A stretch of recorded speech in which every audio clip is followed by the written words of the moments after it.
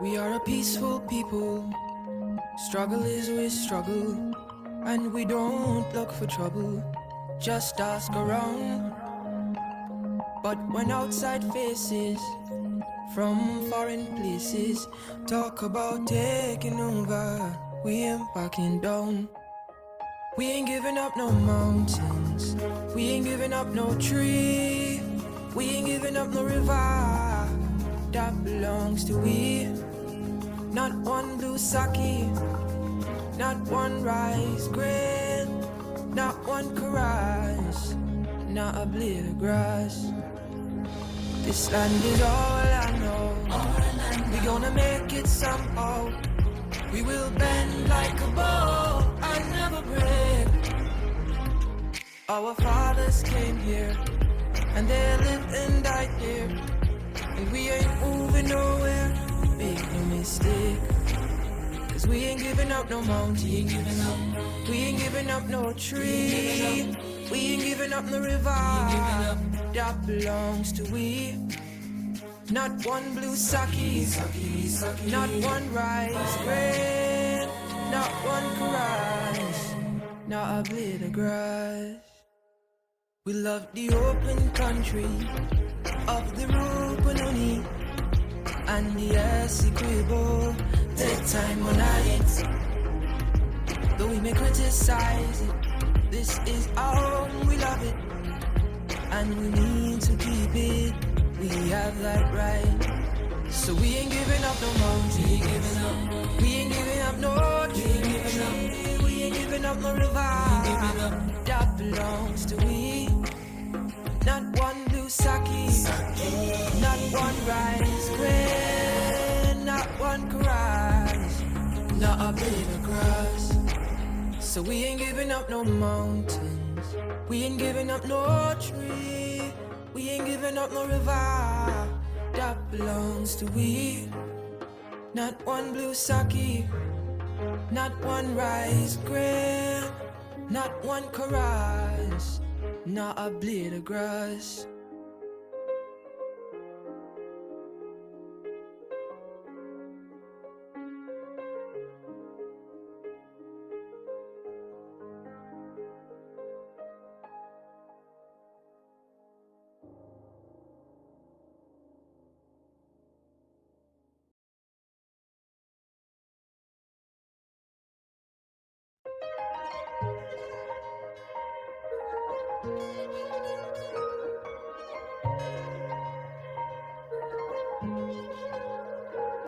We are a peaceful people. Struggle is with struggle, and we don't look for trouble. Just ask around. But when outside faces from foreign places talk about taking over, we ain't backing down. We ain't giving up no mountains, we ain't giving up no tree, we ain't giving up no river that belongs to we. Not one blue sake, not one rice grain, not one caress, not a blade of grass. This land is all I know. We gonna make it somehow. We will bend like a bow and never break. Our fathers came here and they lived and died here, and we ain't moving nowhere. Make no mistake, 'cause we ain't giving up no mountain, we ain't giving up no tree, we ain't giving up no river that belongs to we. Not one blue sake, not one rice grain, not one caress, not a blade of grass. We love the open country of the Rupununi and the Essequibo, daytime or night. Though we may criticize it, this is our home, we love it, and we need to keep it. We have that right. So we ain't giving up no mountain, we ain't giving up no tree, we ain't giving up no river that belongs to we. Not one blue sake, not one rice grain, not one cries, not a blade of grass. So we ain't giving up no mountains, we ain't giving up no tree, we ain't giving up no river that belongs to we. Not one blue sake, not one rice grain, not one chorus, not a blade of grass.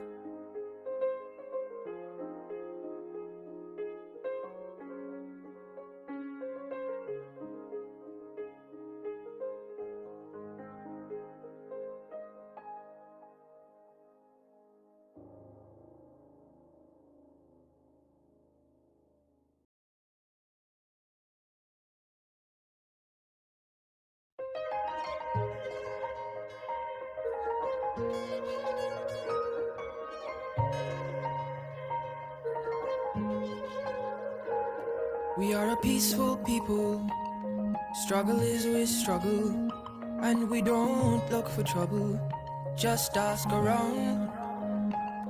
But when outside faces from foreign places talk about taking over, we ain't backing down. We ain't giving up no mountains, we ain't giving up no tree, we ain't giving up no river that belongs to we. Not one blue sake, not one rice grain, not one chorus, not a blade of grass. This land is all I know, we gonna make it somehow. We will bend like a bow and never break. Our fathers came here, and they lived and died here, and we ain't moving nowhere, make no mistake. Cause we ain't giving up no mountain, we ain't giving up no tree, we ain't giving up no river that belongs to we. Not one blue sake, not one rice grain, not one chorus, not a blade of grass. We love the open country of the Rupununi and the Essequibo, take time on it. Though we may criticize it, this is our home, we love it, and we need to keep it. We have that right. So we ain't giving up no mountain, we ain't giving up no tree, we ain't giving up no river that belongs to we. Not one blue sake, not one rice grain, not one chorus, not a blade of grass. So we ain't giving up no mountains, we ain't giving up no tree, we ain't giving up no river that belongs to we.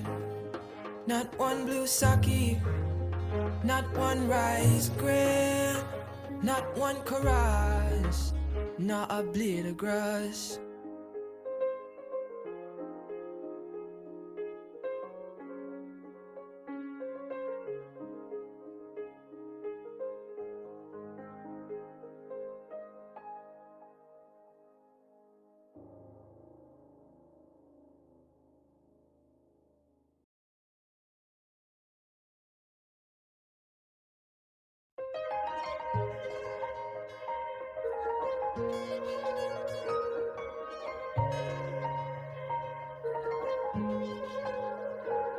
We are a peaceful people, struggle is we struggle, and we don't look for trouble, just ask around.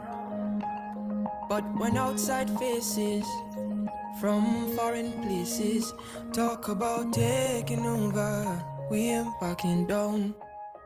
We ain't giving up no mountains, we ain't giving up no tree, we ain't giving up no river that belongs to we. Not one blue sake, not one rice grain, not one chorus, not a blade of grass. This land is all I know, we gonna make it somehow. We will bend like a bow and never break. Our fathers came here, and they lived and died here, and we ain't moving nowhere, make no Cause we ain't giving up no mountain. We ain't giving up no tree. We ain't giving up no river. That belongs to we. Not one blue sake, not one rice grain, not one rice, not a blade of grass. We love the open country of the Rupununi and the Essequibo, take time on it. Though we may criticize it, this is our home, we love it, and we need to keep it. We have that right. So we ain't giving up no mountain. We ain't giving up no tree. We ain't giving up no river. That belongs to we. Not one blue sake. Not one rice grain. Not one grass. Not a blade of grass. So we ain't giving up no mountains. We ain't giving up no tree. We ain't giving up no river. That belongs to we. Not one blue sake. Not one rice grain. Not one chorus. Not a blade of grass.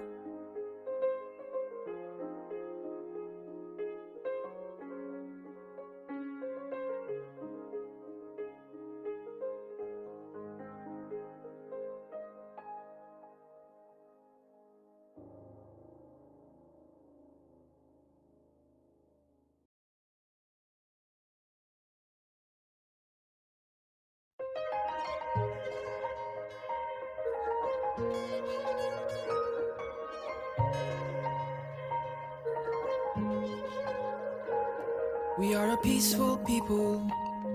Struggle is we struggle, and we don't look for trouble. Just ask around.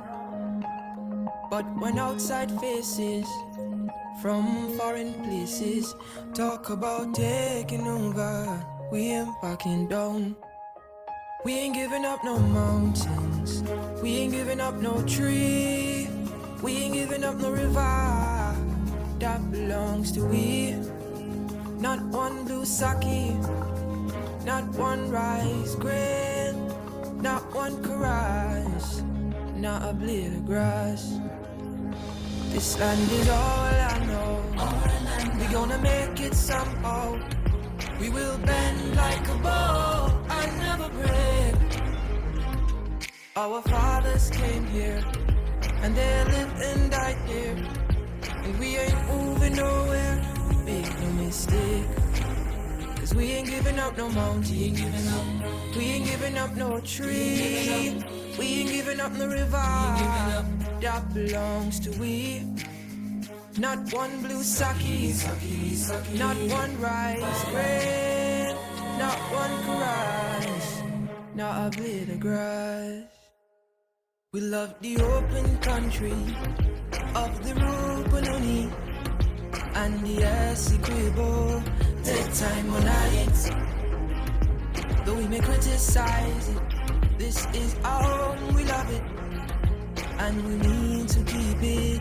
We have that right. So we ain't giving up no mountain. We ain't giving up no tree. We ain't giving up no river. That belongs to we. Not one blue sake. Not one rice grain. Not one chorus. Not a blade of grass. So we ain't giving up no mountains. We ain't giving up no tree. We ain't giving up no river. That belongs to we. Not one blue sake. Not one rice grain. Not one chorus. Not a blade of grass.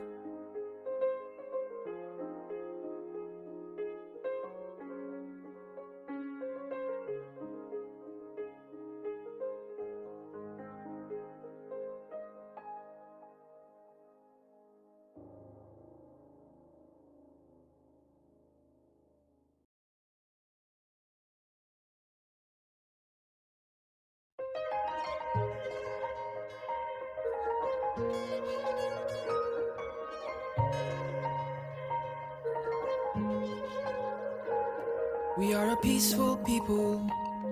Struggle is with struggle, and we don't look for trouble. Just ask around. But when outside faces from foreign places talk about taking over, we ain't backing down. We ain't giving up no mountains, we ain't giving up no tree, we ain't giving up no river that belongs to we. Not one blue sake, not one rice grain, not one karaj, not a blade of grass. This land is all I know. We gonna make it somehow. We will bend like a bow and never break. Our fathers came here and they lived and died here, and we ain't moving nowhere. Make no mistake, 'cause we ain't giving up no mountain, we ain't giving up no tree, we ain't giving up no river that belongs to we. Not one blue sake, not one rice grain, not one karaj, not a blade of grass. We love the open country of the Rupununi and the Essequibo, the time on it. Though we may criticize it, this is our own, we love it, and we need to keep it. We have that right. So we ain't giving up no mountain, we ain't giving up no tree, we ain't giving up no river that belongs to we. Not one blue sake, not one rice grain, not one karaj, not a blade of grass. So we ain't giving up no mountains, we ain't giving up no tree, we ain't giving up no river that belongs to we. Not one blue sake, not one rice grain, not one karaj, not a blade of grass.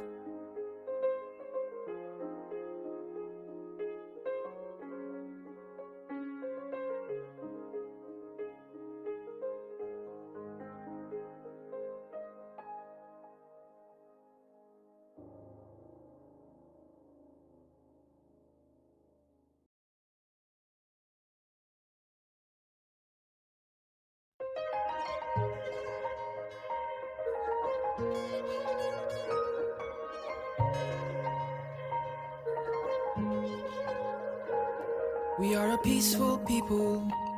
Struggle is with struggle, and we don't look for trouble. Just ask around. But when outside faces from foreign places talk about taking over, we ain't backing down. We ain't giving up no mountains, we ain't giving up no tree, we ain't giving up no river that belongs to we. Not one blue sake, not one rice grain, not one karaj, not a blade of grass. This land is all I know. We gonna make it somehow. We will bend like a bow and never break. Our fathers came here and they lived and died here, and we ain't moving nowhere. Make no mistake, 'cause we ain't giving up no mountain, we ain't giving up no tree, we ain't giving up no river that belongs to we. Not one blue sake, not one rice grain, not one karaj, not a blade of grass. We love the open country of the Rupununi and the Essequibo, the time on it. Though we may criticize it, this is our own, we love it, and we need to keep it. We have that right. So we ain't giving up no mountain, we ain't giving up no tree, we ain't giving up no river that belongs to we. Not one blue sake, not one rice grain, not one cries, not a blade of grass. So we ain't giving up no mountains, we ain't giving up no tree, we ain't giving up no river that belongs to we.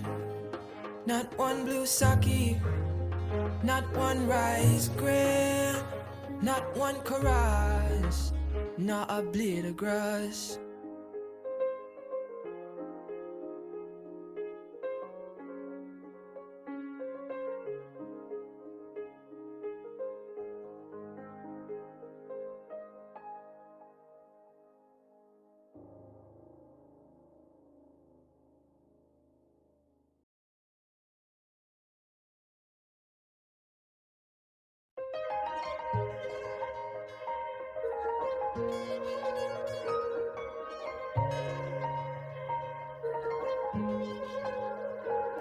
We are a peaceful people, struggle is with struggle, and we don't look for trouble, just ask around.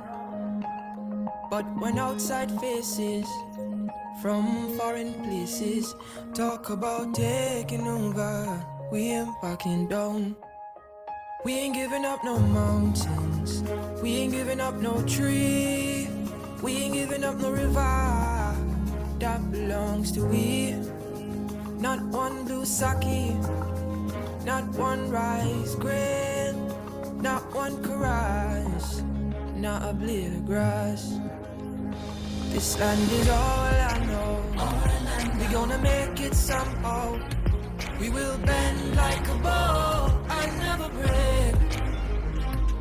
Our fathers came here, and they lived and died here, and we ain't moving nowhere, make no mistake. Cause we ain't giving up no mountain, we ain't giving up no tree, we ain't giving up no river that belongs to we. Not one blue sake, not one rice grain, not one chorus, not a blade of grass. We love the open country of the Rupununi and the Essequibo. Take time on it, though we may criticize it. This is our home, we love it, and we need to keep it. We have that right. So we ain't giving up no mountain, we ain't giving up no tree, we ain't giving up no river that belongs to we.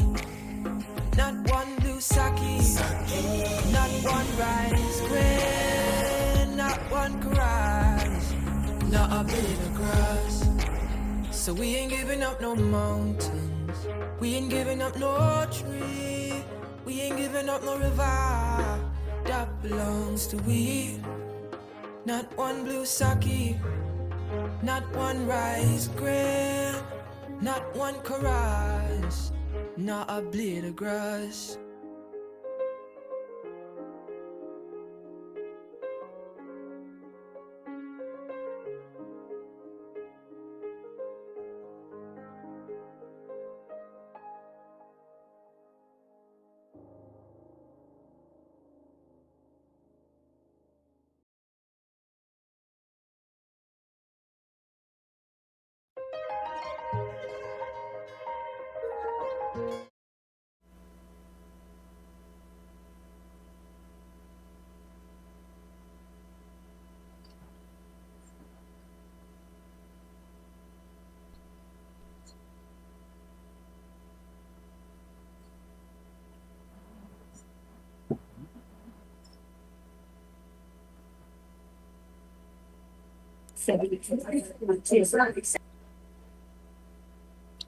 Honorable members, I declare this 100th sitting of the National Assembly of the 12th Parliament of the Cooperative Republic of Guyana to be duly constituted and in session. The clerk will lead us in prayers.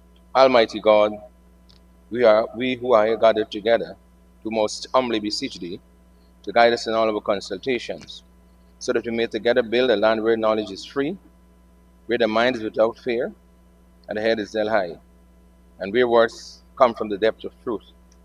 Grant us, O God, thy needed guidance, so that we may deal justly with the several causes that come before us, laying aside all private interests, prejudices, and personal preferences, so that the result of our counsels may be to the glory of thy blessed name, the maintenance of true religion, the preservation of justice, the safety, honor, and happiness of the President, and the peace and prosperity of Guyana.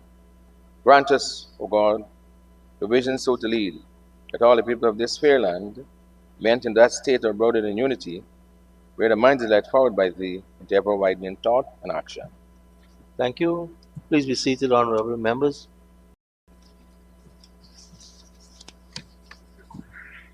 Messages from the President, announcements by the Speaker. So, honorable members, this 12th Parliament today sees its 100th sitting. While there is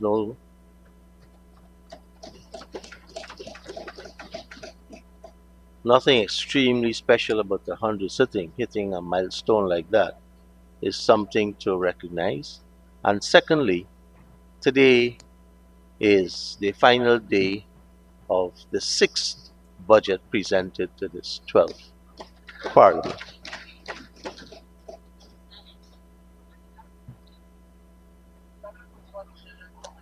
Honorable members, let us welcome the students and teachers of the St. Joseph High School here with us this morning. Welcome to the National Assembly and budget considerations. Mr. Clerk. Presentation of petitions, presentation of papers and reports, etc. Reports from committees, oral questions without notice, questions and notice, statements by ministers including policy statements, personal explanations, requests for leave to move the adjournment of the National Assembly on definite matters of urgent public importance, motions relating to the business or sittings of the National Assembly and moved by a minister. Introduction.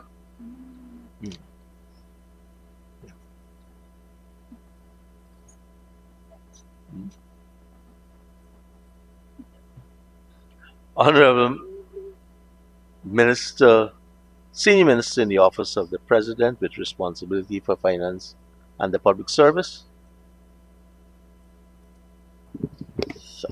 Thank you very much, Mr. Speaker. I move, sir, that at the appropriate time in today's proceedings, Standing Order number 54-1A be suspended to enable this Honorable House to proceed at today's sitting, that is to say, the sitting on Wednesday, 5th February 2025, with the second reading and the remaining stages of the Income Tax Amendment Bill 2025, Bill number 2 of 2025, a bill that you and honorable members would recall and would be aware, sir, is intended to enact certain measures proposed in Budget 2025. Thank you very much, Mr. Speaker. Thank you very much, Honorable Minister. Mr. Clerk. Introduction of bills, public business, government's business. Honorable members, we will resolve ourselves into committee to continue consideration of the budget estimates for fiscal year 2025. This morning we begin with the Honorable Minister of Health, the Honorable Dr. Frank Anthony, and we invite he and his team. Mr. Chairman. Mr. Michael. Thank you, sir.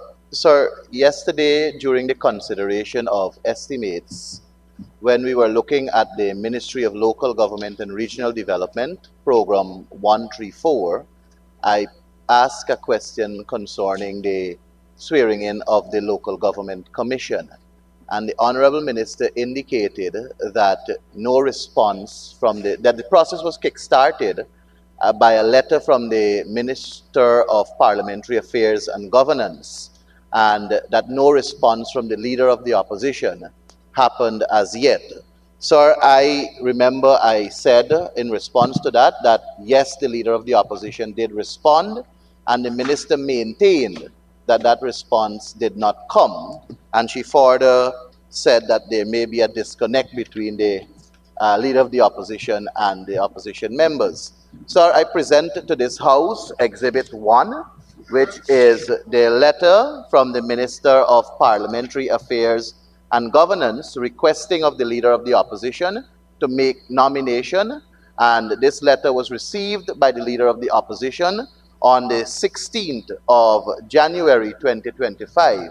And sir, I further present exhibit number 2, which is the response from the Leader of the Opposition nominating the 3 persons to for the Local Government Commission.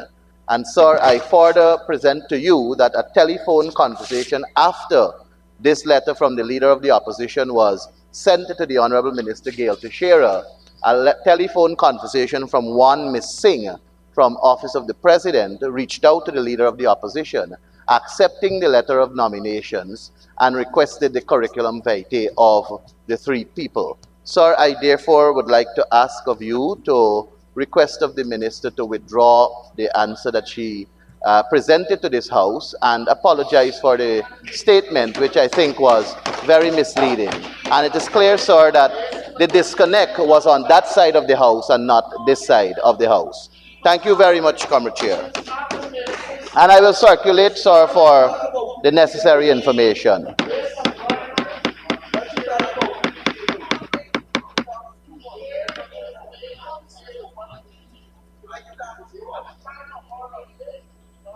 Honorable members, Honorable members, Honorable Member Mr. Mahipal, I received your communication along with a copy of the letter. However, would the Honorable members, Mr. Jordan and Minister McCoy, step out for a few moments, settle that matter, and then come back in here? You can join them to MP Ferguson. So, I can't pronounce on the movement of documents intra and inter. Yes. But let me give you an example of my own experience in government.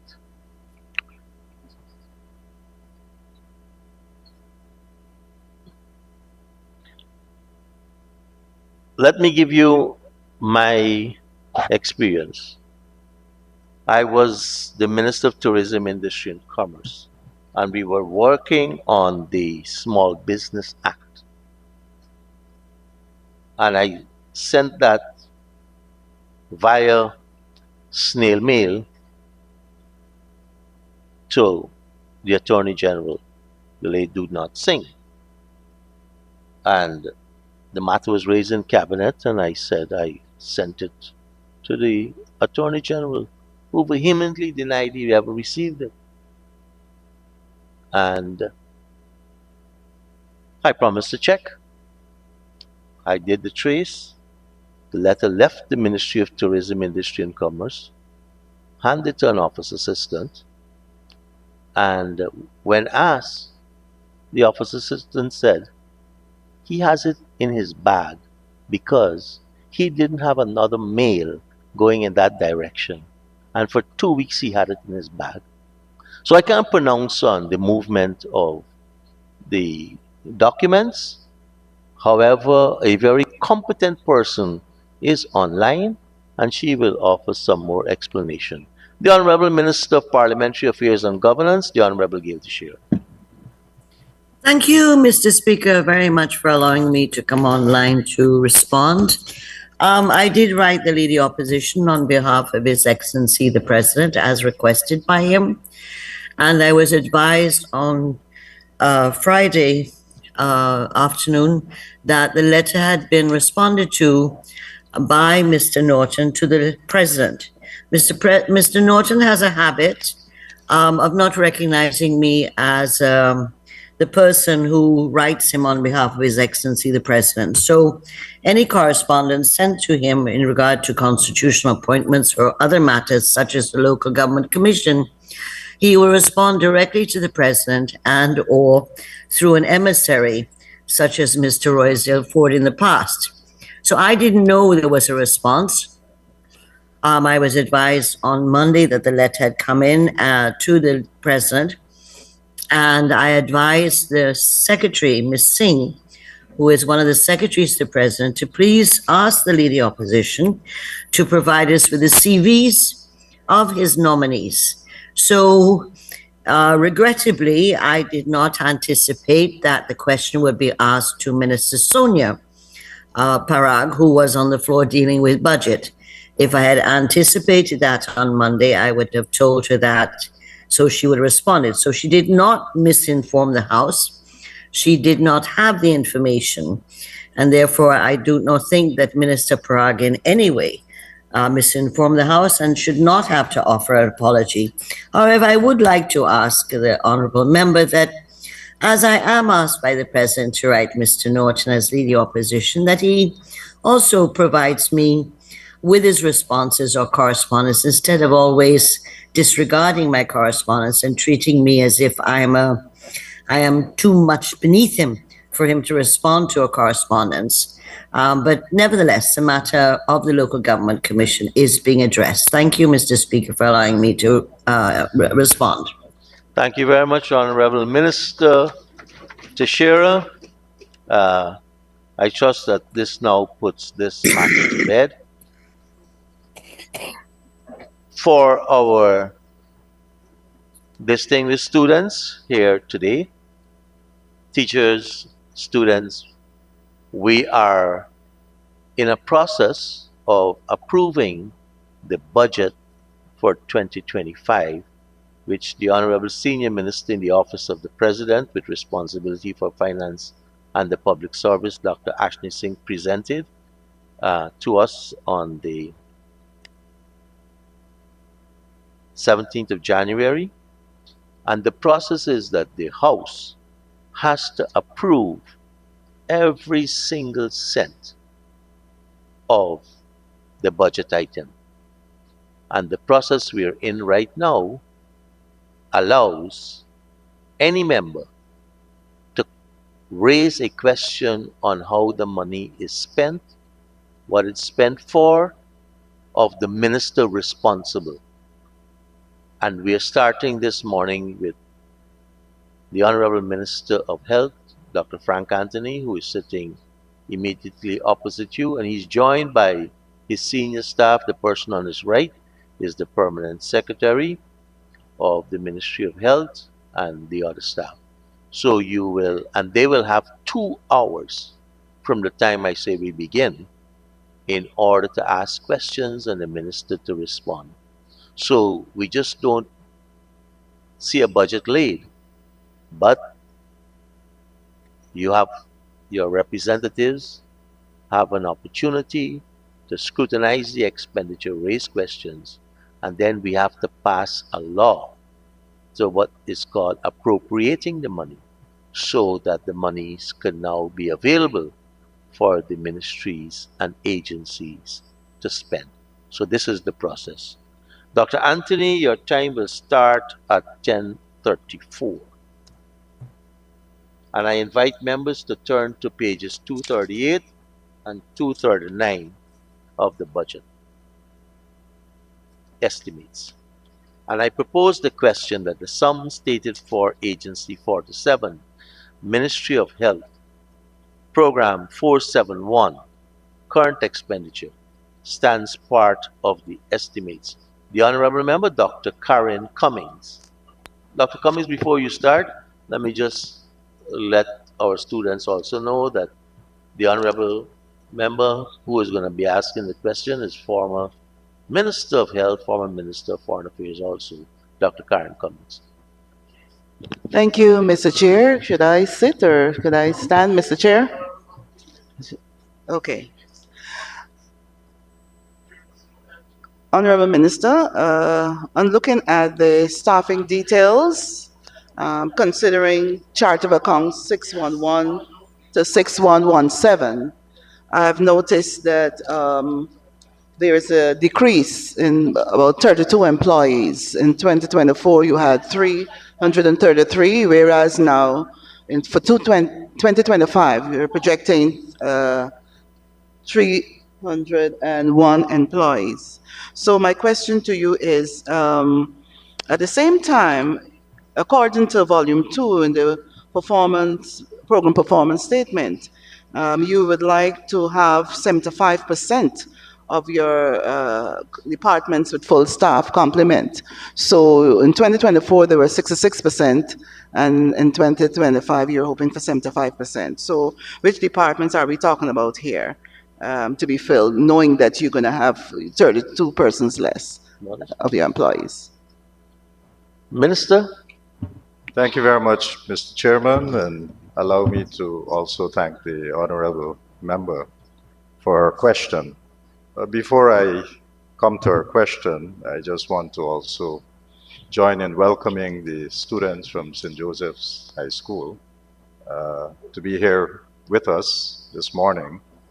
And I do hope that the discussions that we'll have here on the budget would inspire some of you to come and join the Ministry of Health. Okay? Back to Minister's Honorable Member Cummins' question. Indeed, Mr. Chairman, there's a decrease overall for all those lines from 6111 to 6117 of 32 employees. But for us to understand the decrease, we probably might have to disaggregate it by the different lines. So I can go into that if you like. Maybe just to give you an example, in 611, there's a change of 2 persons and a decrease of 2 persons. And some of these persons have been transferred to other parts of the ministry. So in this instance, while they're showing a decrease here, they have been placed under a different program. So it's not, some of it is actually people who resign, but some of it actually people move to other programs in the ministry. And in some cases, it's promotion and other things like that. Pertaining to the indicator that you spoke about in Volume 2, where we want to move to at least 75 persons, 75%.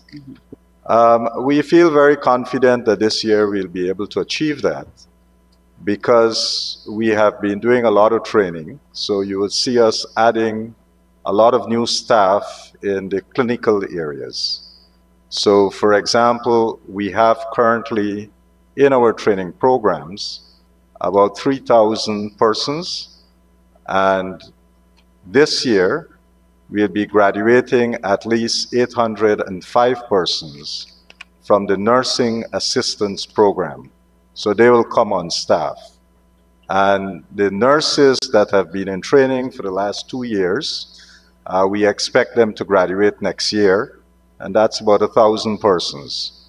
And this year also, in terms of people that will be training for jobs in the ministry, we have another 3,000 or so persons earmarked for training.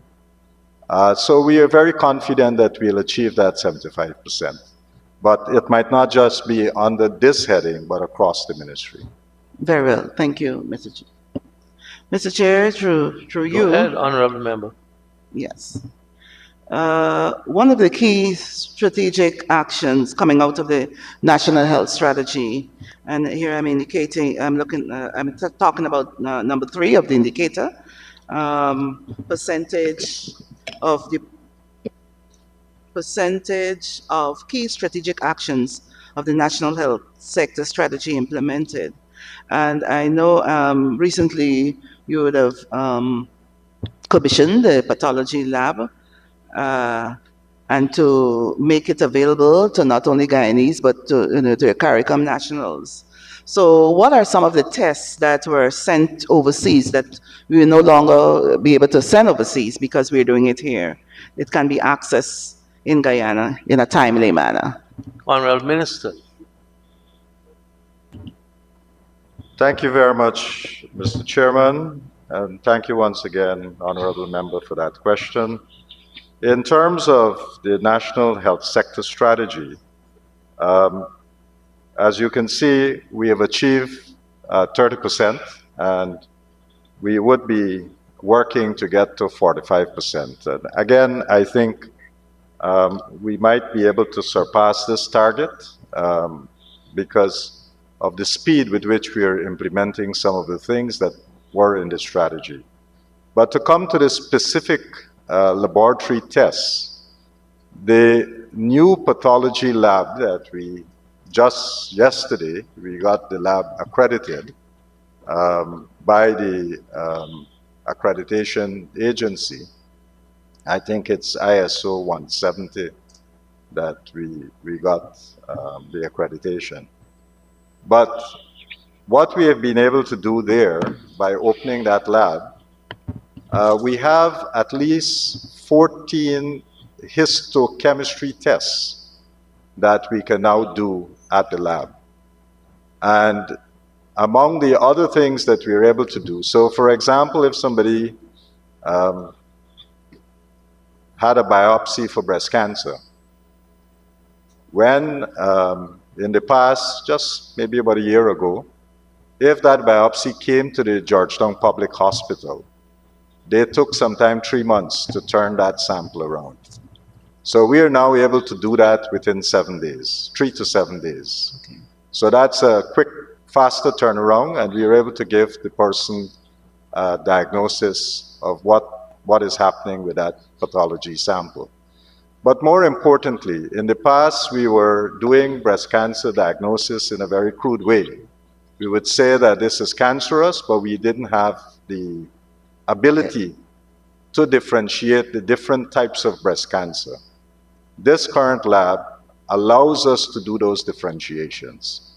And so now when somebody is diagnosed with breast cancer, we can actually tell them what type of breast cancer. And that also would inform the doctors on the treatment and what types of treatment. As you know, the treatment would vary. So that's one of the services that we are able to offer using this new lab.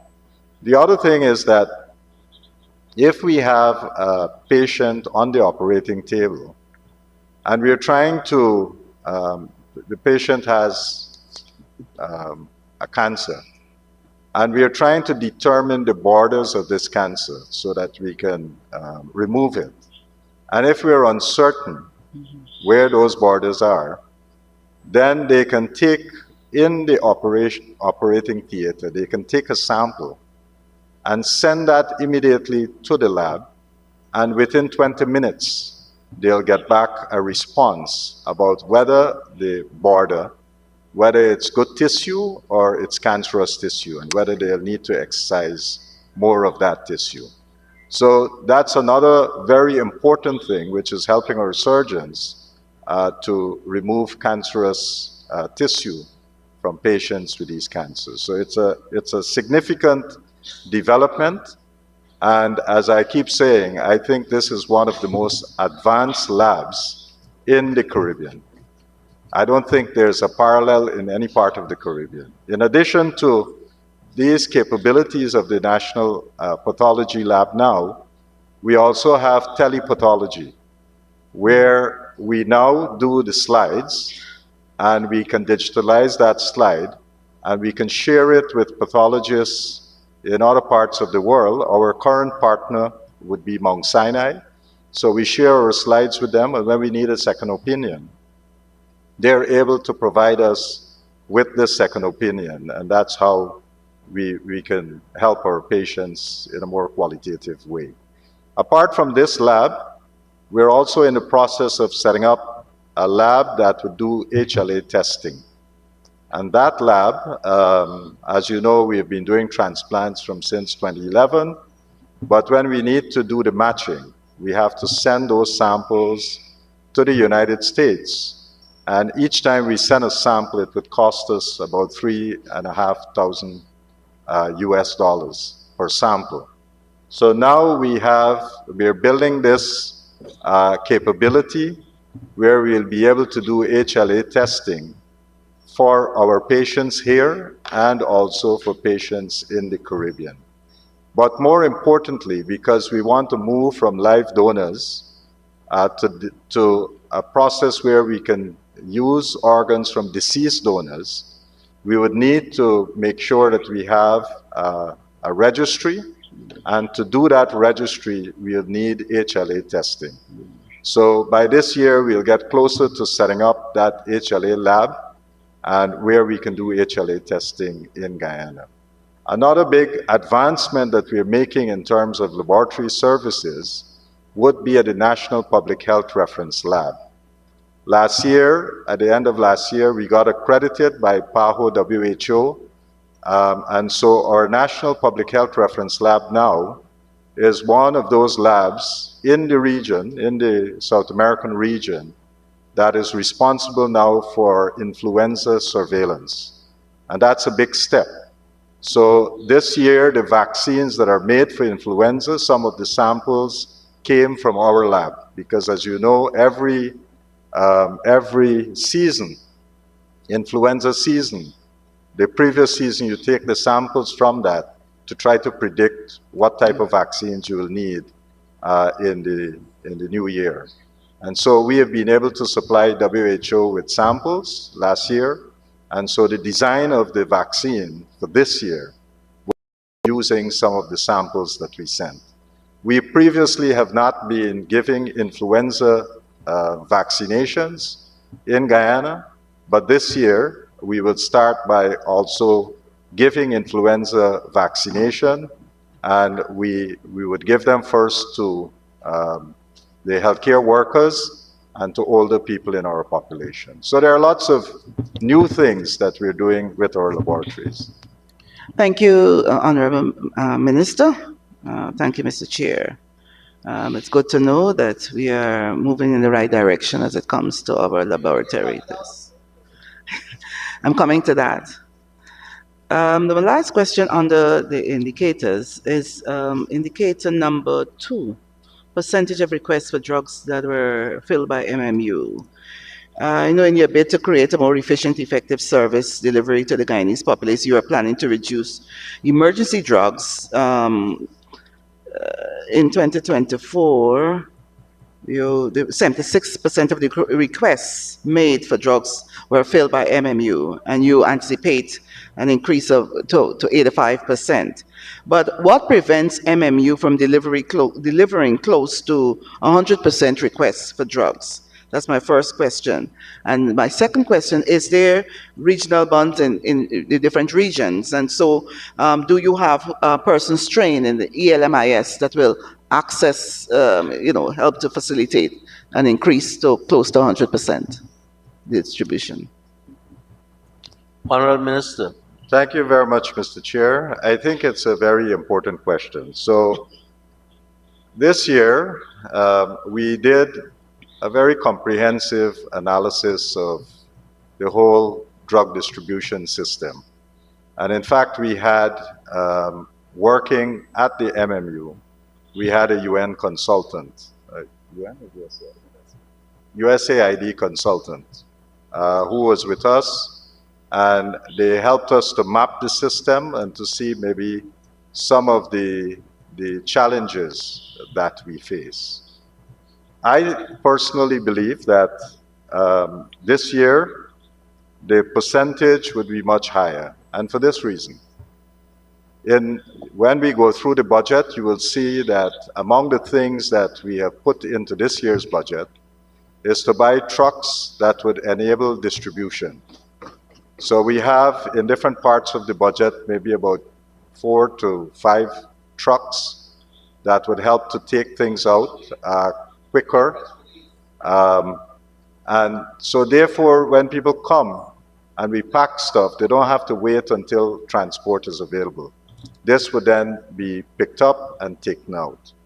We also have in this year's budget a number of, we do have regional distribution bonds, but we feel that we need to upgrade them and to have bigger storage and better storage.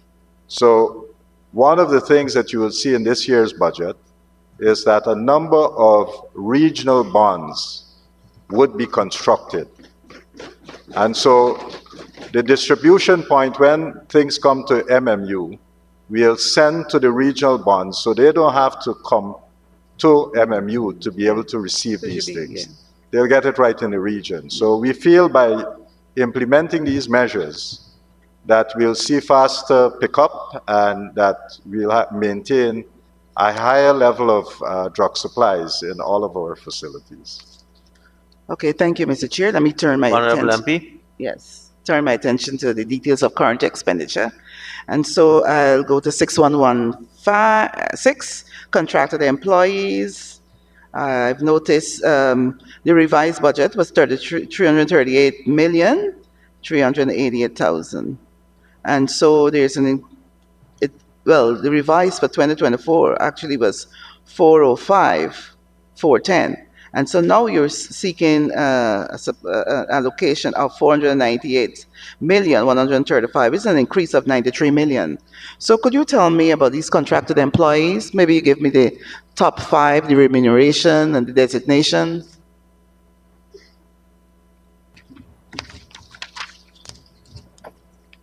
Honorable Minister. Thank you very much, Mr. Chairman. As you can see, we have increased the amount of persons who will be contracted employees. So it moved from 143 to 161. So there's a change of 18 additional persons. Okay. And the new employment here would be bond clerks. We are also having some clerk 2. We have some data entry clerks. We have 2 facility managers. We have 2 operational managers. We have 3 procurement officers. So that would account for the additional 18 persons. Okay. In this category of contracted workers, the people who will fall within this category would include the permanent secretary, administrative assistants, all the people who would be in the administrative side of the ministry. The directors. Right. So they fall under this heading. Okay. All right. I was about to ask the remuneration, which you didn't give, but it's okay. All right. 6272. Electricity charges. The revised allocation budget where was 136,120,000, and now for 2025 it's 159,696,000, an increase of 23 million. Why is this increase in electricity charges? Minister. With all that's happening now with the generator and so on and so forth. So why is there an increase? Thank you very much, Mr. Chairman. The increase here is because, as you would know, Honorable Member, the ministry would complete this year an additional building within its compound.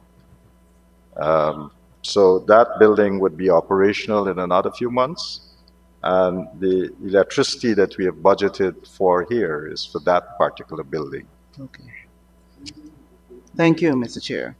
Member? 6281, security services. Here, the revised budget was 186,340. The revised in 2024 was 219,289,000, and now 2025 is 250 million, more or less an increase of 30 million. So security service, which security service? Minister. Thank you very much, Mr. Chair. Again, here it's catering for the minimum wage increases, and so that 30 million would take care of those increases. But the line itself covers security for the different places where the ministry operate, the head office. We have staff for the old Citizen Bank building, and MMU, food policy, and so forth. Thank you, Minister. MP? Yes, thank you, Mr. Chair. Mr. Chair, subsidies, 6321, subsidies and contributions to local organization. There's an increase of about 27 million. We're moving from the revised number, allocation of 48,980,000 to 76,674, an increase of 27 million. And at the same time, the minister is going to give me the response.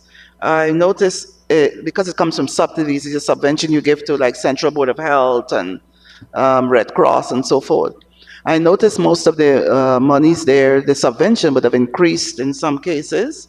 Like Central Board of Health moved from 7,952,000 to the revised, I think 8 million, and so forth. Also, the human organ transplant agency moved from 12 million to double, 24 million, an increase of 100%. All right, so to these agencies, some of these subventions, they either remain the same like in Red Cross, but they have increased remarkably in terms of human organ tissue transplant. But what bothered me is that the midwives and the council has decreased. Why would you want to decrease the midwives council subvention? Minister. It has moved from 9 million to about 8 million. Thank you very much, Mr. Chairman, and thank you again for that question, Honorable Member. So the provision here is for 76.7 million. 24.9 goes to the Human Organ and Tissue Transplant Agency, 12 million for the Radiation Security and Safety Board, 8.2 million for the Presidential Commission on Non-Communicable Diseases, 8 million for the Nurses and Midwives Council, 7.9 for the Central Board of Health, 7.4 for the Red Cross, 6.3 for the Guyana Responsible Parenthood Association, 1.7 to the Medical Termination of Pregnancy Advisory Board, and 0.2 for the St. John's Ambulance Brigade. Many of these organizations have been in existence for some time, and basically this is the same amount that they've been requesting every year. The new ones are basically two pieces of legislation that we have passed in this House, one dealing with tissue transplant, and in that piece of legislation, it made provision for the establishment of the Human Organ and Tissue Transplant Agency. And among its function is for them to develop policies to govern transplantation in Guyana. Yeah. They would also have to accredit hospitals and institutions to be able to do transplant. They have to monitor whether we go into stem cell therapy and a whole host of other functions that they have. So they have been now building out this agency, and they would need the resources, the 24.9, to be able to do that. And this is just a small part of what they would need for the year. Last year, for example, they were able to work with assistance from PAHO WHO, and PAHO was able to contract DTI, the Donation Transplant Institute, out of Barcelona to provide additional support to this particular agency. We are going to pick up some of that slack that has been left by PAHO, so that's why we have increased the subvention for them this year. And the Radiation Security and Safety Board comes out of the new act that we passed on radiation. Yeah, but you haven't answered why you've decreased the midwives council subvention, you know. They We have to play a haven't- pivotal role with our nurses, you know, oversight and, you know, ensure that, you know, they're in the communities and, you know, apart from the exams, licensure and so forth. So I think you Yeah, shouldn't, I don't trust that think you, I don't think that this small decrease would really be anything that changes the function of the particular council. And when we were doing the budget, we requested of all these bodies to submit to us their budgets and what it is that they'll be requesting. And this is what they've provided. okay, I respect your opinion even though I don't agree with you, but it's okay. That's it, Mr. Chair. Honorable members, I now put a question that the sum stated for program 471, current expenditure, stands part of the estimates. Those in favor say aye. Those against say no. Ayes have it, sum stated stands part of the estimates. Please turn to pages 240 and 241, and I propose the question that the sum stated for program 472, current expenditure, stands part of the estimates.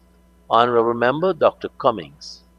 Thank you, Mr. Chair. Mr. Chair, looking again once more the program performance statement, volume 2, we're looking at more or less, well, the communicable diseases. And what I want to ask the minister is that while it is good to set targets to reduce incidence and prevalence of the communicable diseases, of course, TB, malaria, HIV, the neglected diseases like, you know, well, we have leprosy, dengue, shaggers, and so on. It is imperative that efforts be made to continue to look at the emerging and re-emerging infectious disease. So how prepared are we to respond to outbreaks? How is Guyana's surveillance system? If we have, well, we had COVID, so I mean, we would have learned lessons from that. So how are we prepared if we have a outbreak of dengue or H1N1 or SARS or whatever? Minister? Thank you very much, Mr. Chairman. I think that's an extremely important question. Right now, our system, I would say we're quite prepared to be able to respond to any outbreaks or any epidemics. We have, over the last couple of years, made substantial investments in our laboratories. In the public sector, we have close to 24 laboratories, and we have equipped most of them to be able not just to do rapid tests, but to be able to do PCRs and so forth. So each region would have its own capacity. And also what would happen is that when they send samples to us at the National Public Health Reference Lab, that we'll be able to run those samples in a very timely manner. Now, one of the capabilities that is very important in a modern surveillance setting is to be able to do molecular surveillance. We have started over the last 2 years to be able to do that, and over the next 3 years, we'll be building out this system to be able to do molecular surveillance for almost any infectious disease.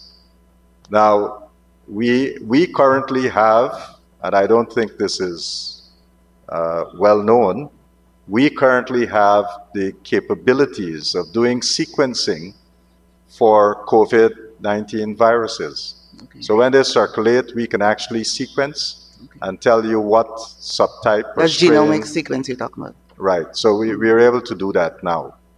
That's a capacity that we didn't have, and we had to send to other laboratories to be able to understand that. So now we are able to do that on our own. In the next 3 years, last year, we put in a request for funding from the pandemic fund, and we were successful. So we received $15 million as grant funding to help Guyana to prepare for future pandemics. $15 million would be spent on upgrading our current laboratories, putting in a system for transport, and also to have an interconnected laboratory system, an electronic system that we'll be putting in place. We also have another $5 million US approximately that would be spent on getting people trained and getting additional human resources for our laboratories. And we have also put $5 million US of that grant fund to be able to build a more robust surveillance system and moving from one that is paper-based to one that is going to be electronic. And we are not only going to surveil just the human population for diseases, we are also building a system in collaboration with the Ministry of Agriculture to do surveillance in the animal population, because when viruses jump from animals to human beings, we must be able to have the capability to detect these viruses. We are also building in this component an environmental surveillance system. So when you combine human health, animal health, and environmental health, and having one surveillance system, this is what is referred to as a One Health approach. Yes. And that's what we'll be building. In the next 3 years, you'll see this being built out with the pandemic fund resources and with additional resources, another $7 million US that we'll be getting from the World Bank. Thank you, Very happy Minister. to hear that you're integrated the One Health concept. Before I leave this page with indicators, why you've noticed the number of malaria cases per 1,000 population, the outcome in 2024 was 31. Why would you want to increase the number of malaria cases? What is it here? Number of malaria cases per 1,000. The outcome here you're looking at, you want to have an increase? Or is it supposed to be a decrease? Page 211 on the disease control, communicable disease. You would want to have your malaria cases decrease, no? Rather than increase? I know we're having mining and all these things are happening, but still. Thank you, Mr. Chairman. I think that's a very good observation. Now, malaria is endemic in regions 1, 7, 8, and 9. And our intention is to have a more robust program in terms of doing more case detection. And we have changed the policy of the ministry of trying to control malaria to where we want to move towards elimination of malaria. And so we anticipate that with intensive screening in all of these regions, that we'll probably see a slight increase before we see the drop and the decrease. And that's why they were being cautious in putting this as a target. But, you know, you would understand that it's a little technicality there. All right. I hear you, Mr. Honorable Minister. Once again, you seem to have increase in your contracted employees. 6116. The revised allocation in 2024 was 245,595,000. What is budgeted for 2025 is 268,619,000, an increase of 13 million. What accounts for that increase? So the increase in contracted employees, the change there is 12 additional persons. And the persons that we are hiring here would include administrative assistants, handymen, medical technologists, a veterinary health inspector, microbiologists, pharmacists. So basically this category of people. All right. 6223, office materials and supplies. There's a 6 million increase here, moving from 9,561,000 to 15 million now. So which offices are we talking with? These materials will be located where? And what are they? Honourable Minister. Thank you very much, Mr. Chair. Here we We actually would be buying, using the $5.4 million to buy laboratory labels. So that's where the increase is going. Because we're going to use these barcoding and that kind of stuff. So each specimen, you have to label them and then you do the barcoding. Okay. So that's where the increase would go. Okay, very well. Honorable member? 6265, other transport, travel, and postage. I noticed an increase of 17 million here. The revised allocation, 31,537 in 2024, and now you've gone to 48 million, an increase of 17 million. Minister? Other transport, could you tell us about that? So under this line item, the $16.4 million that we have here for increase, this would be used to do chartering of aircrafts to transport fogging chemicals to regions 1, 7, and 8. One of the things that we did late last year with a supplementary that we had, and you would also see that we added some additional fogging equipment in this year's budget. But last year, we were able to procure for the first time more than 100 or so different types of fogging machine. So every region now, they have adequate equipment, and we have been working to train the people in those regions to mix the chemicals and to be able to do the fogging. We have given them protective gear and all that. So this is to make sure that we transport the chemicals in a safe manner to those locations, and then we use it on the locations. Very well. Thank you, Minister. MP? Yes. Last question on this is education, well, training, including scholarships. That's 6302. The revised allocation was 84,850,000 in 2024, and now it's jumped to 125 million. So who are we're targeting here for the training, and what kind of training? Who are the beneficiaries? Honorable Minister. So, Mr. Chairman, here we would be doing a lot more training. So last year we did training in terms of, so let me just break it down for you, maybe. 28 million would be spent on doing HIV training across the region. So this would be for management of HIV comorbidities and things like that. We'll be spending about $15 million to train persons on malaria and management of malaria cases, especially going into logging communities and be able to train them. And one of the approaches of the ministry, we've been working very closely with the Ministry of Natural Resources. And we have been working with miners, loggers, and training their people to make the diagnosis and to do the treatment on site and supply us with the data.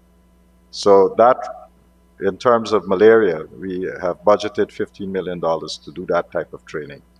We have allocated here as well $12.5 million for training in TB. We still have to maintain some amount of vigilance in terms of managing TB cases.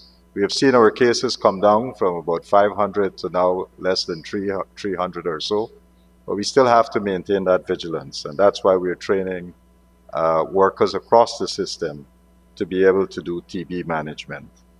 We also budgeted here $10 million or so to keep training our healthcare workers on dengue and the use of rapid kits, dengue rapid kits. So that's here as well. The increase of 40 million, we are using that increase to do a couple of things.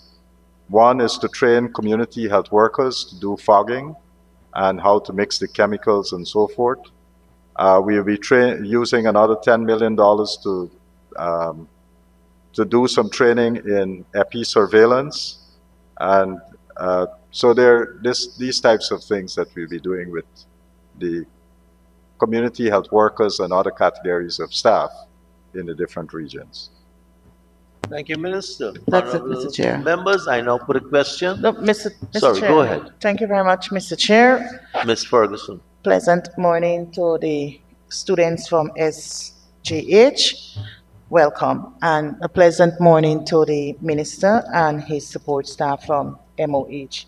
Mr. Chair, if I can briefly turn the honorable member attention to line item 6281, security services. I note, Mr. Minister, that we have a decrease of some $40 million for 2025 as against what was approved for 2024.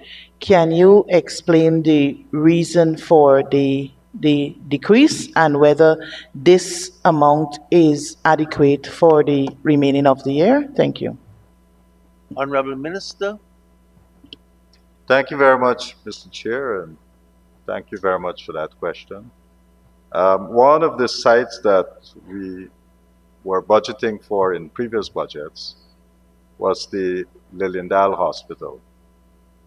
And that hospital now we have transferred it under the management of the Georgetown Public Hospital. So the ministry no longer would have to take care of security and other amenities. Honorable members, I now put a question that the sum stated for program 472, current expenditure, stands part of the estimates. Those in favor say aye.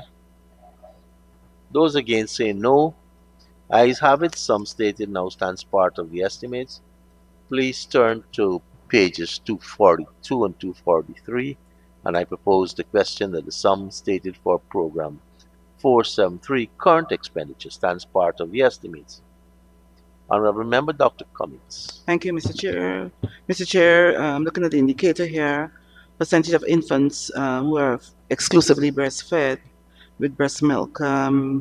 The baseline had shown 21%. We want to have that, increase in a sense. But my question to the minister is a policy question. If we are asking the mothers to do exclusive breastfeeding for 6 months, should we give them 6 months leave rather than the 3 months leave? Yes. Honorable Minister.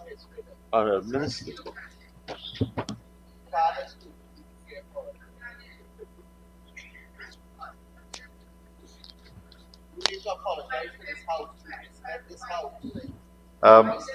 Thank you very much, Mr. Chair. Where is the breastfeeding thing?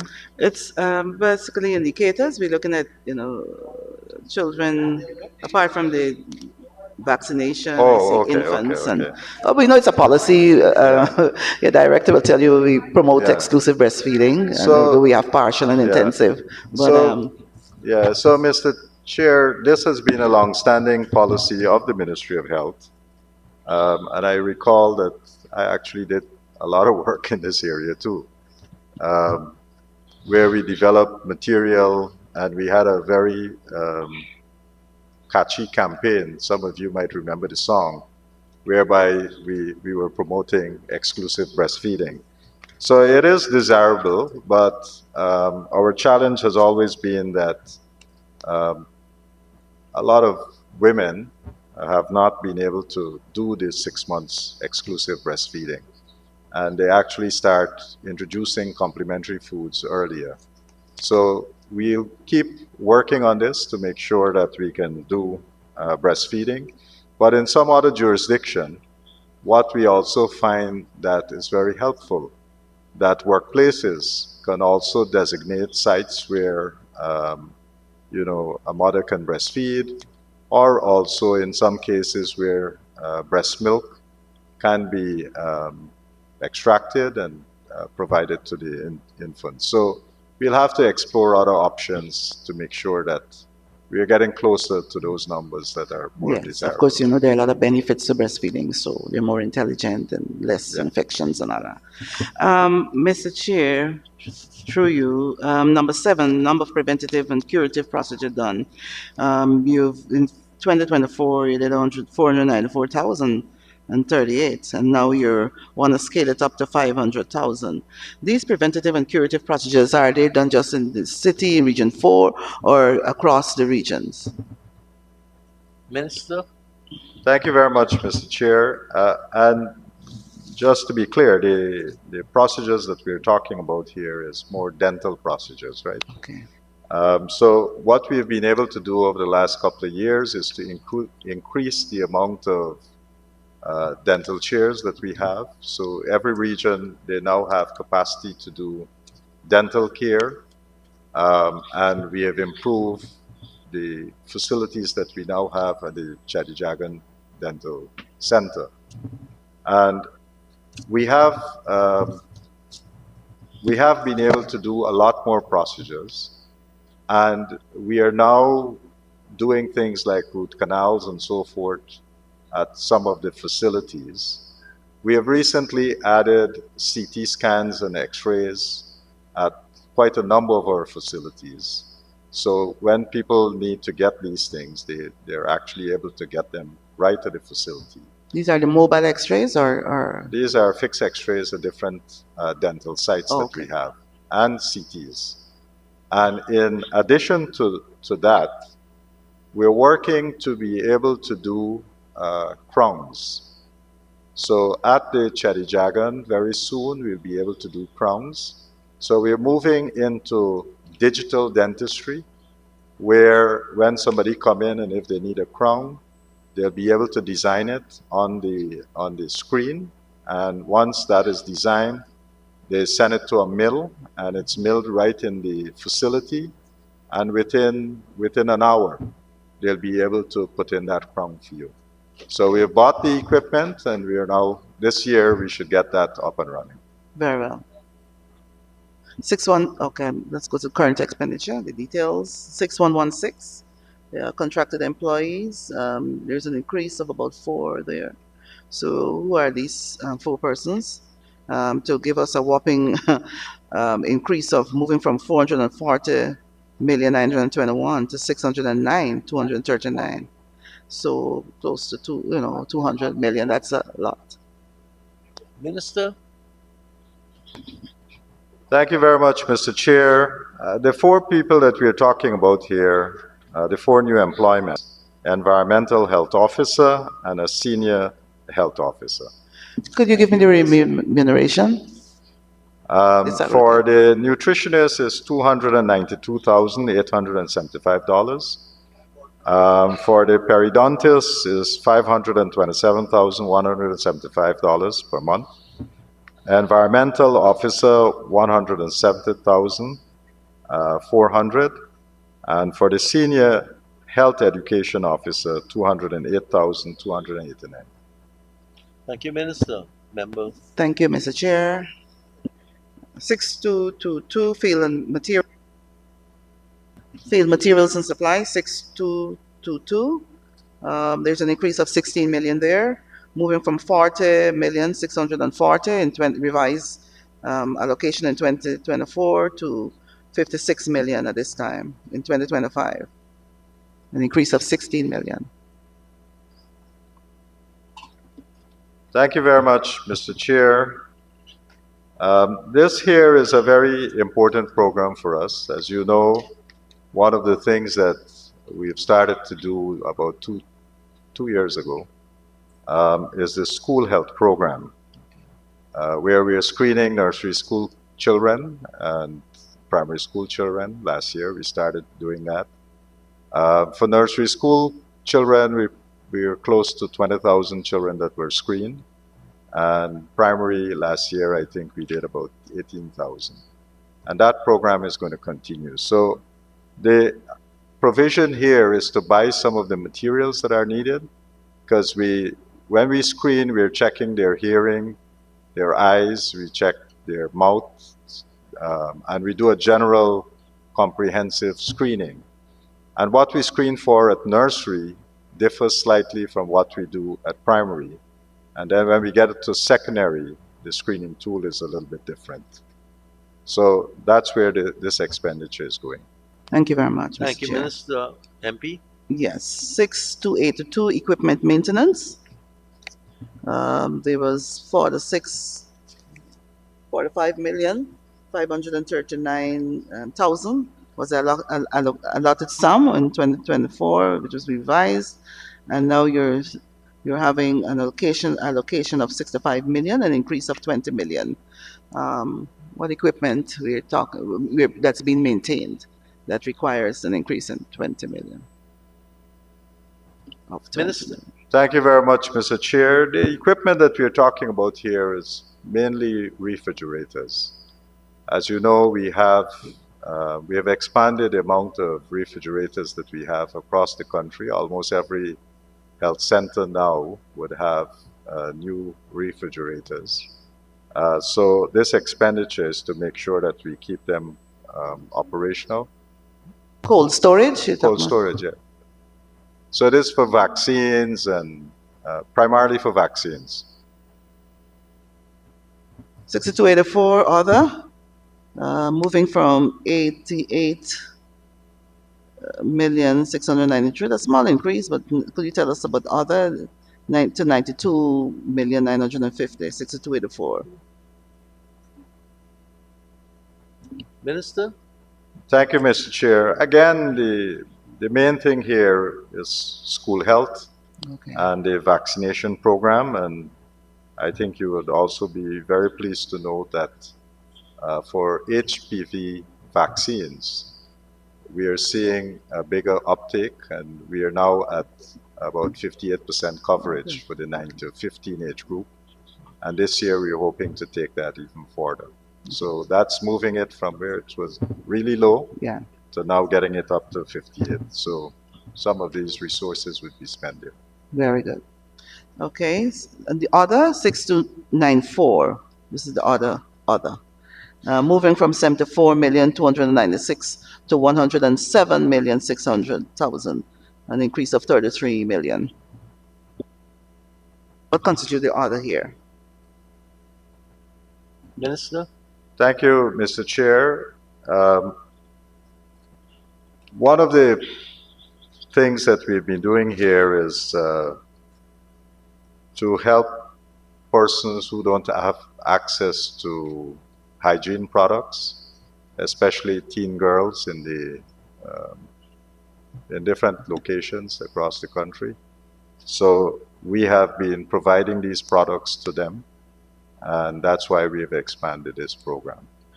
So have we supplemented the First Lady's program, or we have taken it up? It's an addition. Okay, all right, thank you.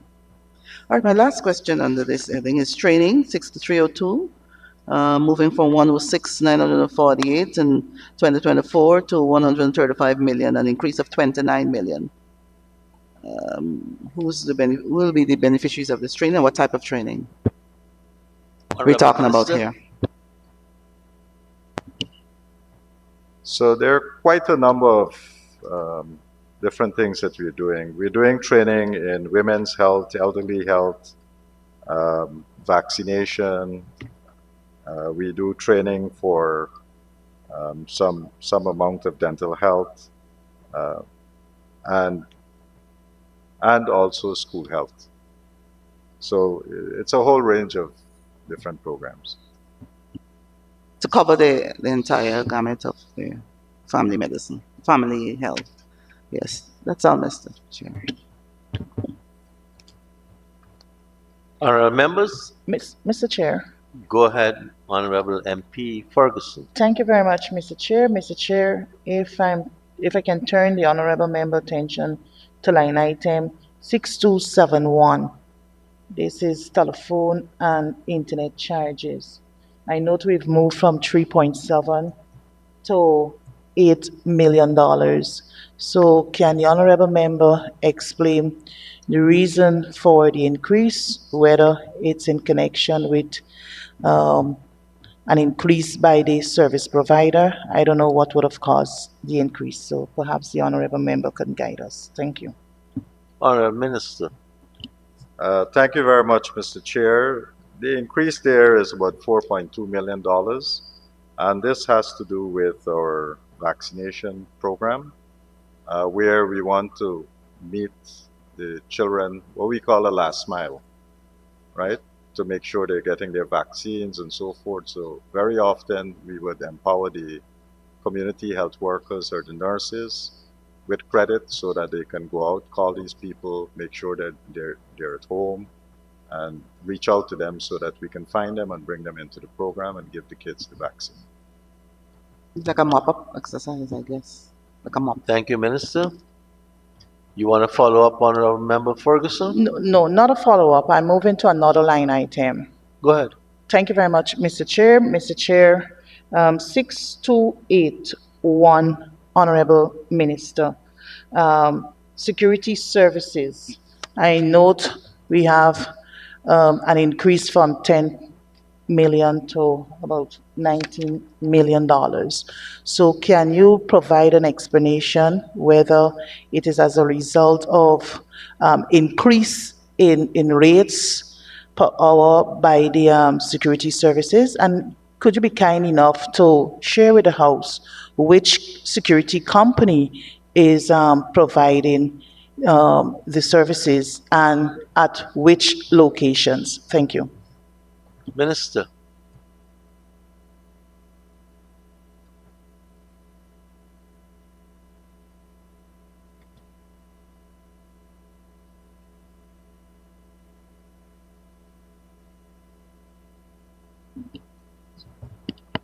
So the security service here is basically for the Chedijagan Dental Center, and there has been an increase in the rates there, so that's what we're paying now. In terms of the security company that we have on site, the company is Hussein Security Services, Inc., and they have been providing this service for quite some time now. Thank you, Minister. Follow-up, Mr. Chair, to the honorable member. MP Ferguson. Thank you very much, sir. You've stated that there has since been an increase in rates per hour. So can you say what was the rate as at December 31st, 2024, and what is the new rate for 2025? Thank you. Minister.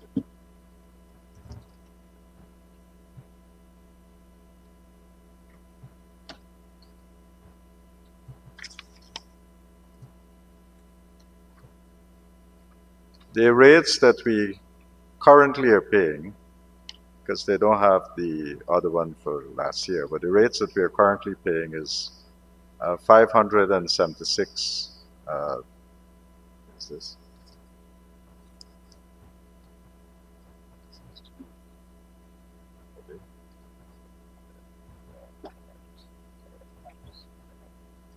Right, so the rate is $576 per hour. Honorable members, I now put a question that the sum stated for Program 473, current expenditure, stands part of the estimates. Those in favor say aye. Those against say no. Ayes have it. Sum stated now stands part of the estimates. Members, please turn to pages 244 and 245. I propose the question that the sum stated for Program 474, current expenditure, stands part of the estimates. The Honorable Member, Dr. Cummings. Thank you, Mr. Chair, to the Minister. Honorable Member, I've noticed in the program performance statement and on the indicators, I'm looking at number 3 and 4, percentage of coastal communities with access to level 2 health facility. And so your goal in 2024, what you have achieved is 88% in the coastal region and 70% in the hinterland region. And you're looking forward to your target in 2025 is to have a coverage of 92% of persons attending accessing level 2 health facility in the coastland and 72% in the hinterland. Now, what is the package of service? If I go to a level 2 facility, what can I expect? In the coastland, and is it different to the coastland and the hinterland? Minister. Thank you very much, Mr. Chair. We have a defined package of service that includes 115 different interventions. They range from MCH, vaccination, children's interventions to assist children, And we also have a number of interventions dealing with infectious diseases as well as chronic non-communicable diseases. So we've been working to make sure that this package of service that we have defined would be available at all of these facilities. And so that's what. Yeah, because you would want to know is like a different state in the U.S. If I go to Letem or if I go to Mahdi Hospital, and I should be able to have the same standard that I'm going to have at a health center on the East Coast or Campbellville or elsewhere. That's pretty much what you'll have, because among the things that we're implementing would include, let's take chronic diseases. For hypertensive patients, they would receive hearts, and so they'll get more efficient medication, they'll be monitored. For diabetic patients, we're working to make sure that across the system, they'll have access to HbA1c and so forth. We're not fully there yet, because we only have HbA1c in 89 centers, but we're working to get more of these centers, and so people can have access to these things, because this is some of the more common things that people would come to the facilities for, and we want to make sure that for the more prevalent chronic diseases, that they're effectively managed. Very well. Mr. Chair? But I just want to say though, in addition to level 2, we would also see significant increase at level, I would say level 4. And that's because on the coastland, you would have the opening of the 6 new hospitals. So you would have, before the year comes to an end, you will have Lima being open, you will have Dikendron being open, you will have Diamond and more, Bath and Skeldon would be open. We're happy for that, but we just want to make sure that this service won't be watered down, and make sure we have adequate staff, human resource to facilitate those what's being done at the health facilities. Minister, the service will be watered down? I don't know what is meant by watered down, but I can assure the honorable member that at each of these new hospitals, when you go there, you will be able to access, for those who need to access the accident and emergency, you will have a 24-hour service. If you have to get an image done, a CT done, you would have CT scans that would be available at every one of these facilities. You will have a 24-hour laboratory service at every one of these facilities. We have 3 operating theaters in them. One is located in the accident and emergency, and 2 upstairs.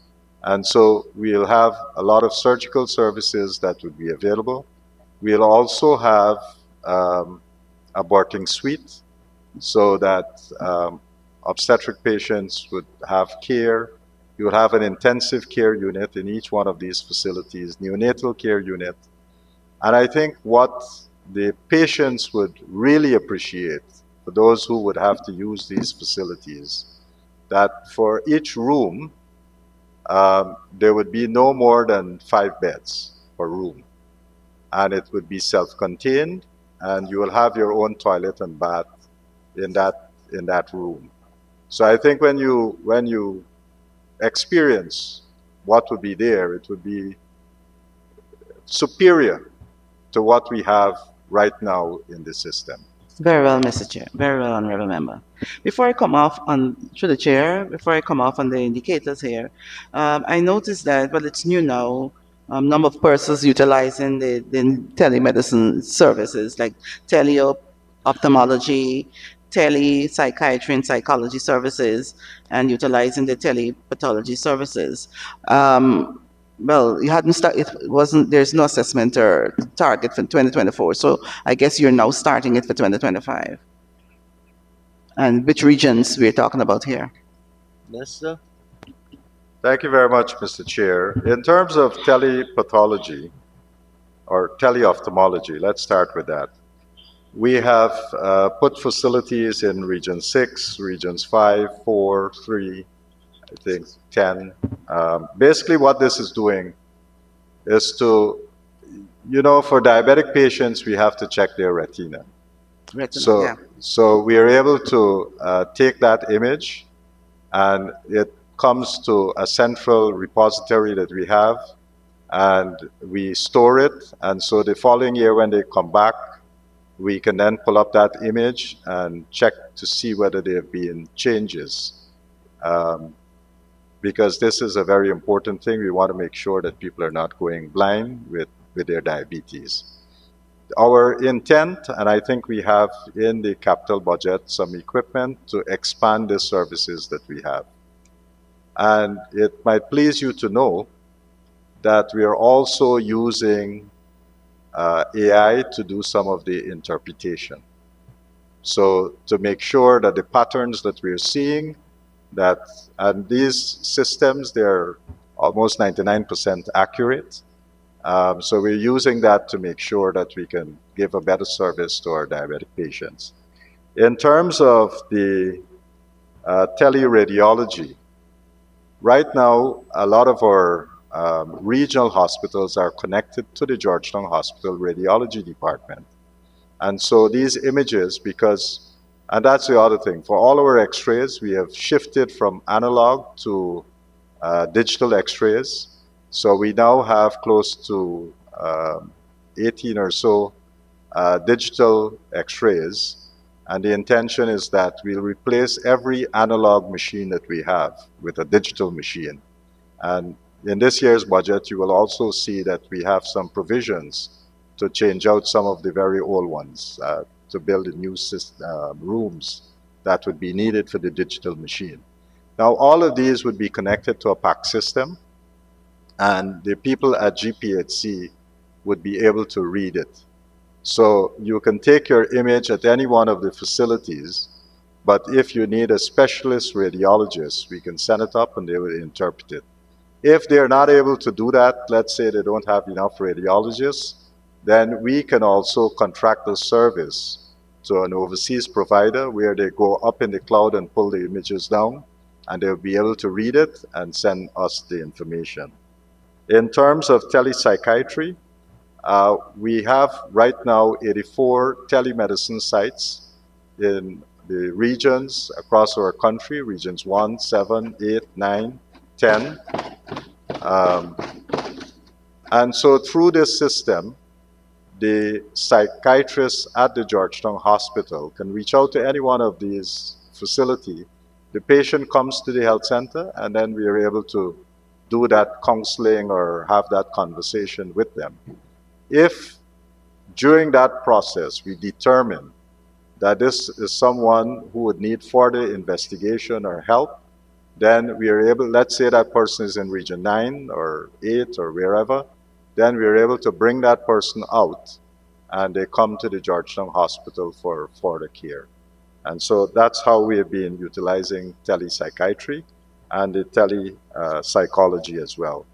In terms of the telepathology, so far we have been using this system to do the consultations with Mount Sinai.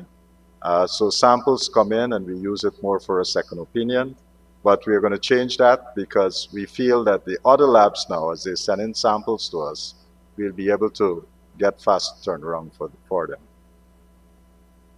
Thank you, Minister. Yes, going to turn to current expenditure. 6115, semi-skilled operatives and unskilled. There's some increase here, about $1 million. Could you tell us who are the semi-skilled operatives and unskilled? Minister. So the persons who are employed under this category would be like pharmacy assistants, staff nurse, healthcare attendants, cleaners, nursing assistants, and so forth.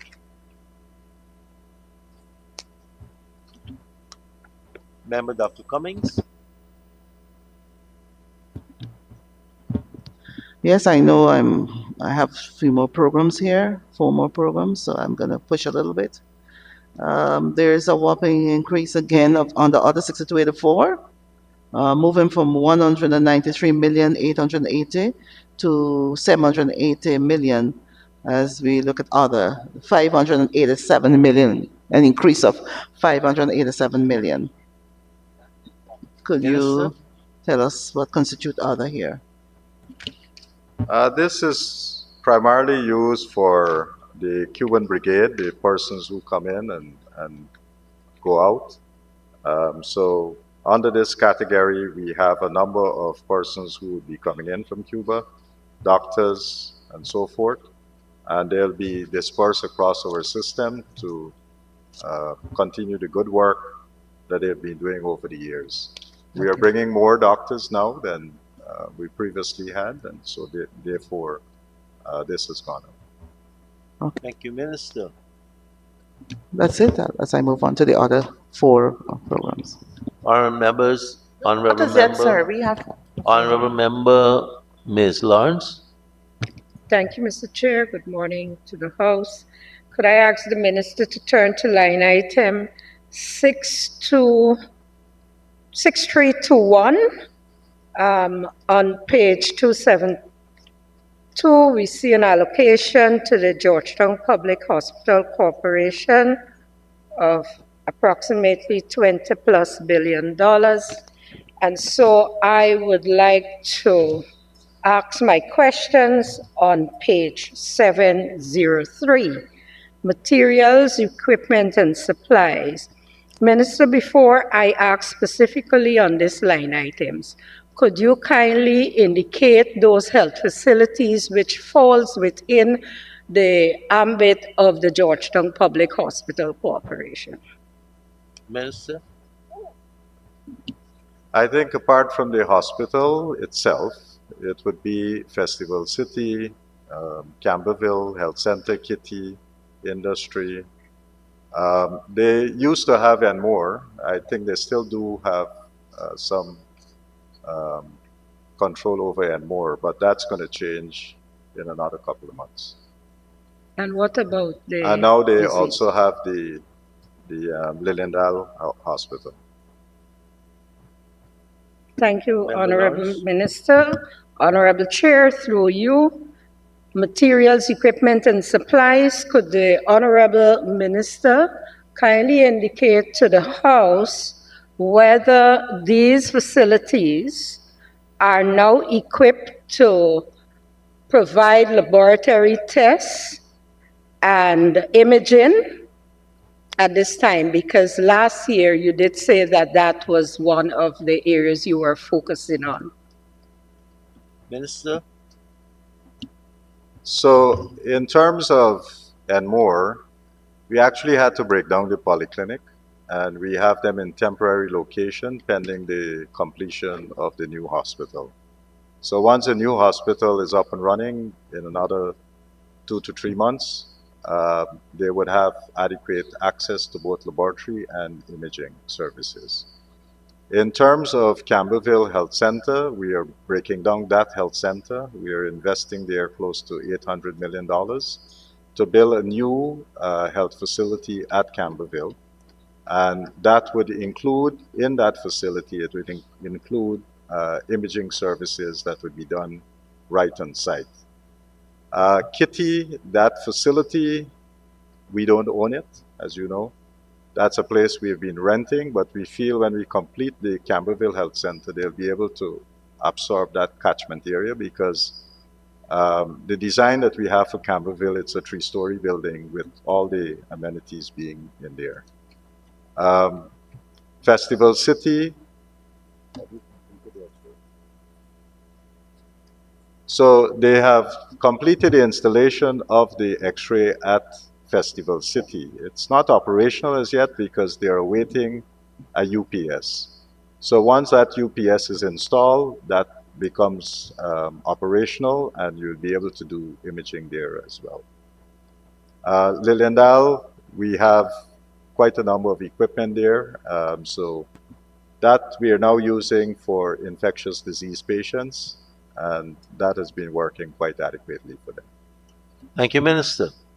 Honorable Member Ms. Lawrence. Thank you, Mr. Chair. Mr. Chair, I turn the Minister's attention now to rental and maintenance of buildings.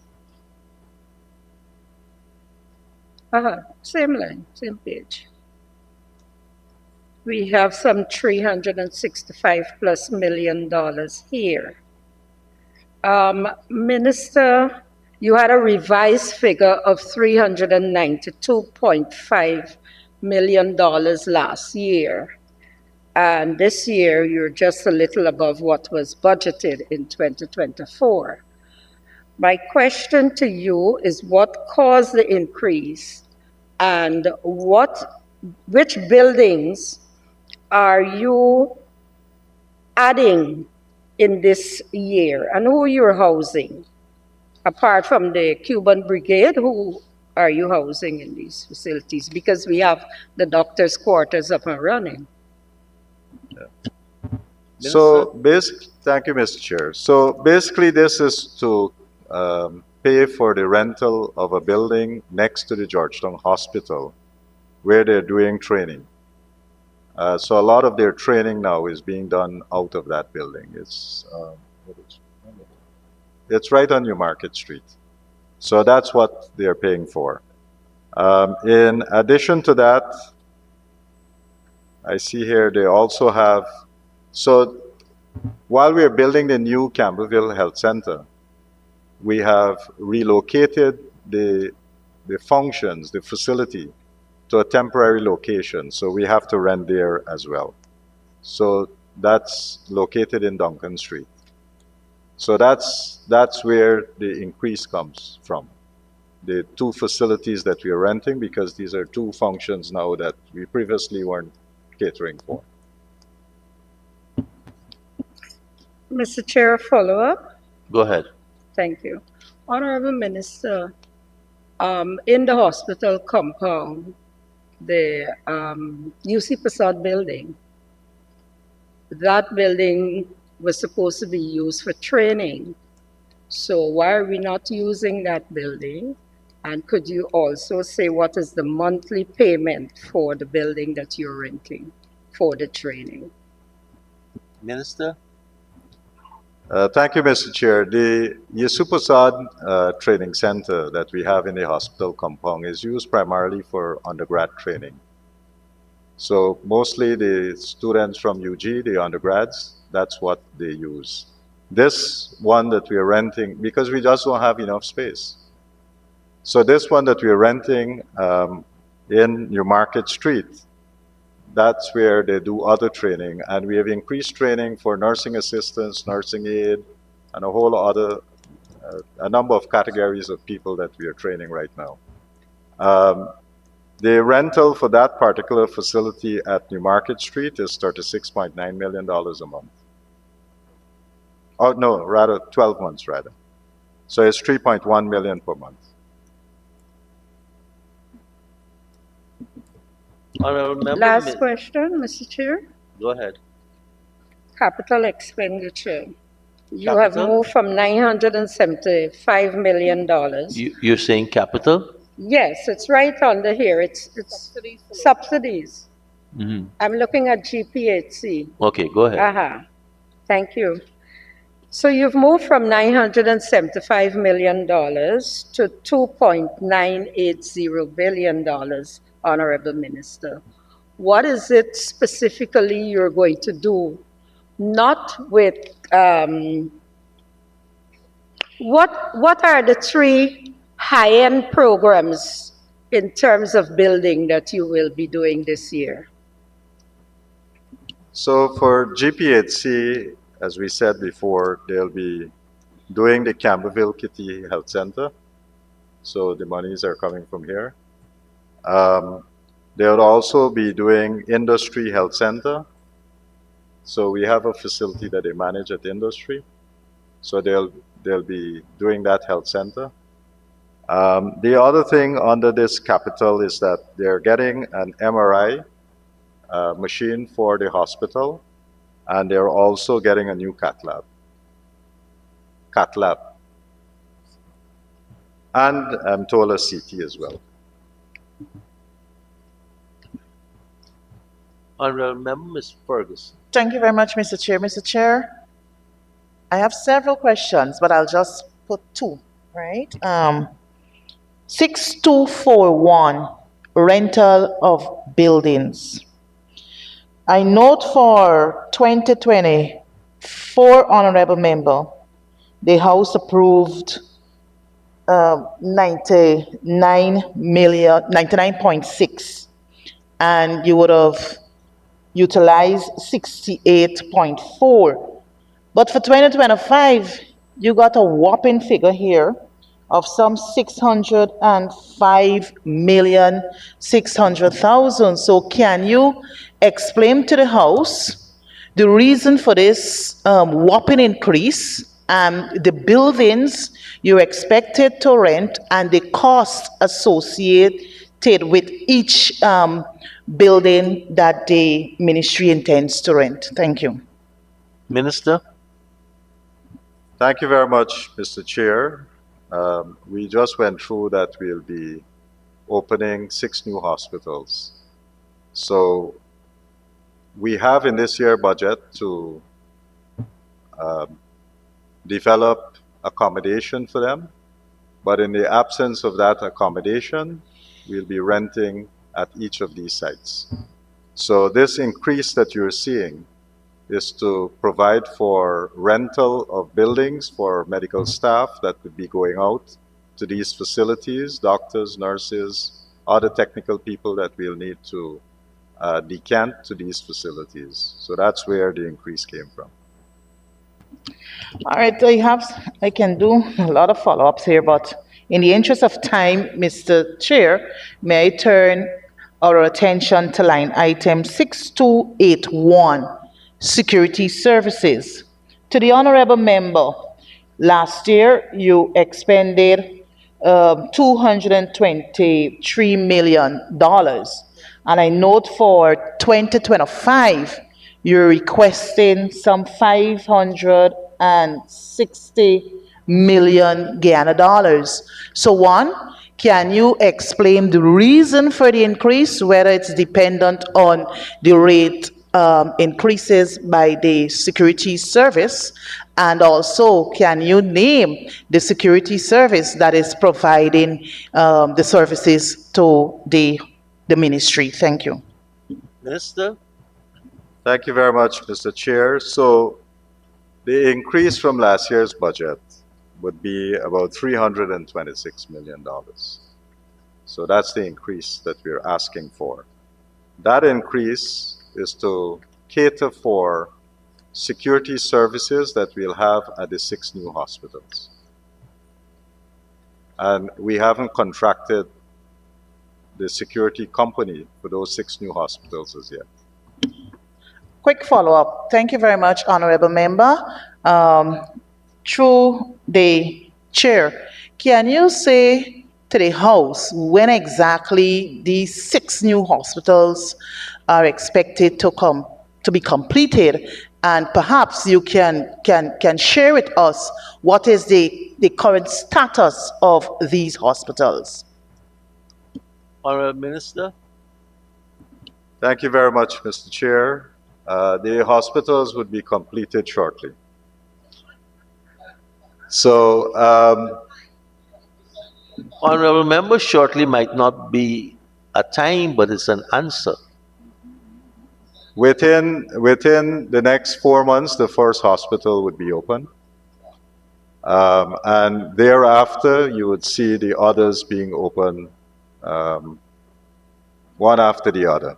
So before the year comes to an end, all 6 hospitals would be fully operational, all 6. And I can tell you that the percentage completion would be close to 90%. For the first 3, it's probably between 90 to 95%. For the other 3, would be about 85 to 90%.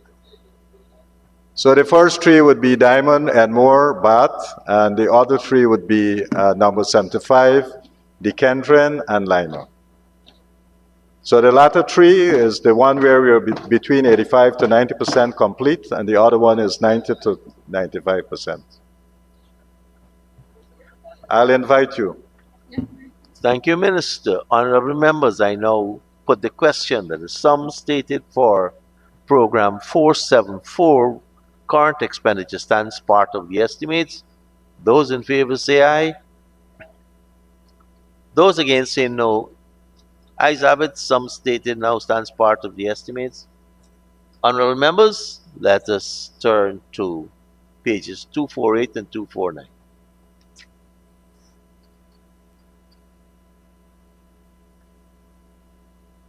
Mr. Chair, Sorry, 248 or 246 and 246? 247. Okay.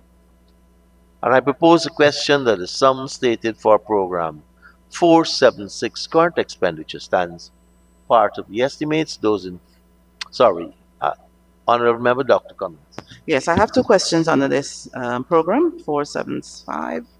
And basically on 6221, drugs and medical supplies, I've noticed a revised amount of 15,093,000 in 2024, which was revised, and now there's an allotment of 29 allocation of 44 million, and so it's an increase of 29 million for drugs and medical supplies. So, Mr. Speaker, we are on 475, right? We are at 475, Right, okay. page 246 Right. and 247. 6221.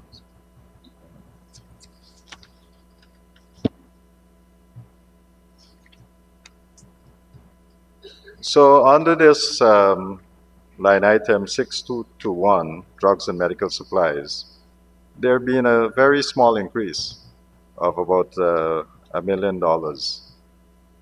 And basically that's, we have right now 9 simulation centers. So at these simulation centers, we are providing them with some items that they need to use in the simulation center.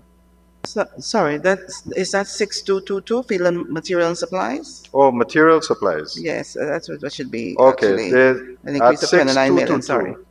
Sorry, yeah. At 6222, the 28, there's a $28.9 million increase. And this is to purchase basically mannequins for the simulation labs.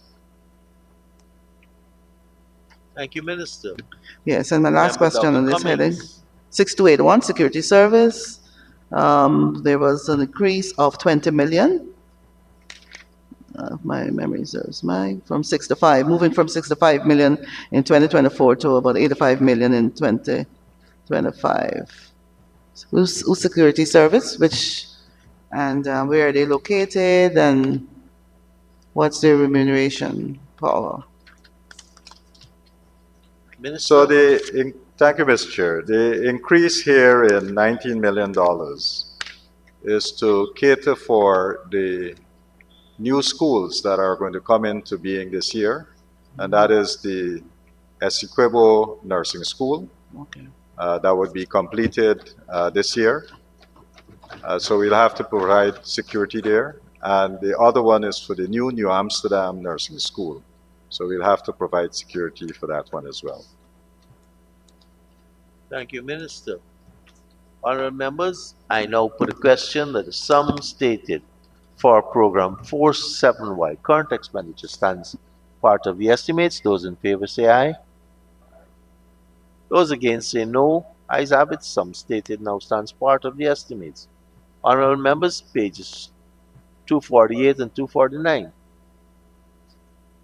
And I propose the question that the sum stated for program 476 current expenditure stands part of the estimates. The Honourable Member Dr. Cummings.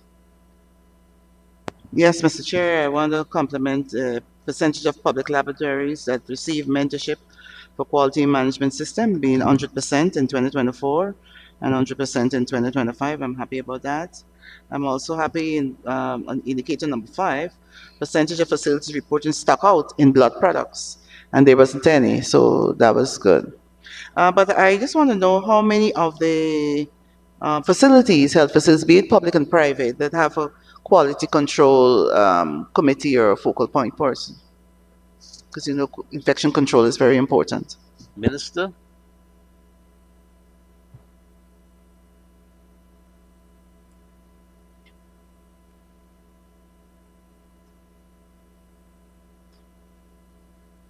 Thank you, Mr. Chair. Can you repeat the question?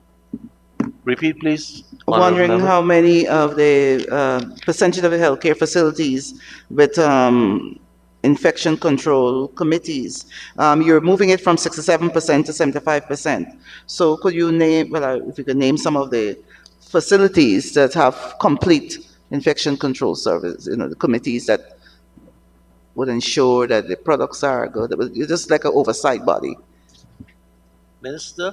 Thank you, Mr. Chair. in the facilities. So we have a national AMR committee in the ministry, and that AMR committee has been working with different hospitals to make sure that they're complying with infectious disease control. And we have a number of them, Georgetown Hospital, for example, West End, and so forth. Now, what we are aiming to do is to make sure that these things function to the optimum. And that's why, as you can see, the percentage, we still feel that we have a lot more to do to meet those percentages. One of the challenges, you would know, that AMR is a significant problem around the globe. And we have been able, last year and previous years, to detect patients who would have had pathogens that are very resistant to the current medications that we are using. And we want to make sure that we have better use of antibiotics so that we can prevent this problem from occurring, or at least minimize the problem from occurring. And that is why this is extremely important for us. And we are working with a number of partners to be able to expand this kind of program and make sure that we have this quality control in place. Especially in TB.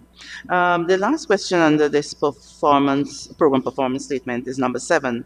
Percentage of registered manufacturers which are issued with manufacturer's license. These are persons who do our drugs, like give us drugs. Or who are these manufacturers we're talking about? Minister. Thank you, Mr. Chair. So we have companies here that do manufacturing, and we want to make sure that whatever they're manufacturing, that it meets the required standards. So you have at least 2 of them that do pharmaceuticals. Those 2, they are in compliance, but you also have food products that people do. And as you know, the Food and Drug Agency, they are responsible for monitoring all these food places and to make sure that they adhere to certain standards. And that's why looking at the food standards, that's what we're trying to do here, to move it up to 90%. Thank you, Mr. Chair. Just 2 more questions under this. Equipment maintenance, 6282. There was a revised allocation of 116,091,000 in 2024, and in the budget allocation for 2025 is 135 million. So there's an increase of 20 million. Could you explain which equipment we are trying to maintain here? Minister. Thank you, Mr. Chair. The increase here, we are going to use this to do maintenance on a lot of equipment that we have in the various regions. These include biochemistry analyzers. We have 3 of them in regions 9. We have some electrolyte analyzers. There are 10 of those. We have 7 immunology analyzers. We have 1 hematology analyzer. So there's a whole range of laboratory equipment. There's a long list here. Okay. That we'll be maintaining with this sum of money. Okay. All right, that's it. Honorable members, I now put a question that the sum stated for program 476 current expenditure stands part of the estimates. Those in favor say aye. Those against say no. Ayes have it. Sum stated now stands part of the estimates. Honorable members, turn to pages 250 and 251. And I propose the question that the sum stated for program 477 current expenditure stands part of the estimates. Dr. Cummings, Honorable Member. Yes, thank you, Mr. Chair. Under the indicator number 2, 477 Disability and Rehabilitation Services, there are a number of specialists in this department providing rehabilitative services in Guyana. Are these specialists coming from Guyana or they're coming from overseas? I've noticed there were 76 in 2024, and there's a target of 175 specialists. So who are they? Who make up this large number? Honorable Minister. Thank you very much, Mr. Chairman. The specialists that we are talking about here is physiotherapists, occupational therapists, speech and language therapists, and audiology. And all these programs are being run by the University of Guyana, and we currently have a number of students that are enrolled and would graduate this year. And upon graduation, they would all be employed by the ministry. Thank you. Thank you, Minister. Honorable Member Dr. Cummings. Just maybe one more question under this department. On the other, 6294, the current expenditure, what constitute other? You had a 2024, 100,531,000 under this category, and now it's 293,065,000. That's the allocated sum for 2025, an increase of 193 million. Minister.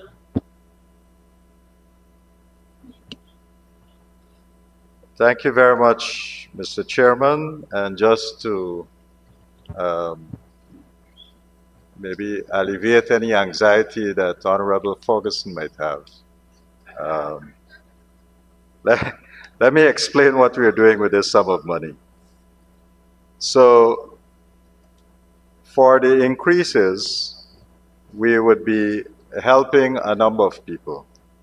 We have, we'll be purchasing hearing aids for 1,590 persons. We would be buying wheelchairs, and this year we are planning to buy close to 962 wheelchairs. We'll be making prosthesis free. So prior to this, a person who needed a prosthesis, if you had to get a below-the-knee prosthesis, it would probably cost you $400 and something thousand. This is now going to be free, and that's catered for here.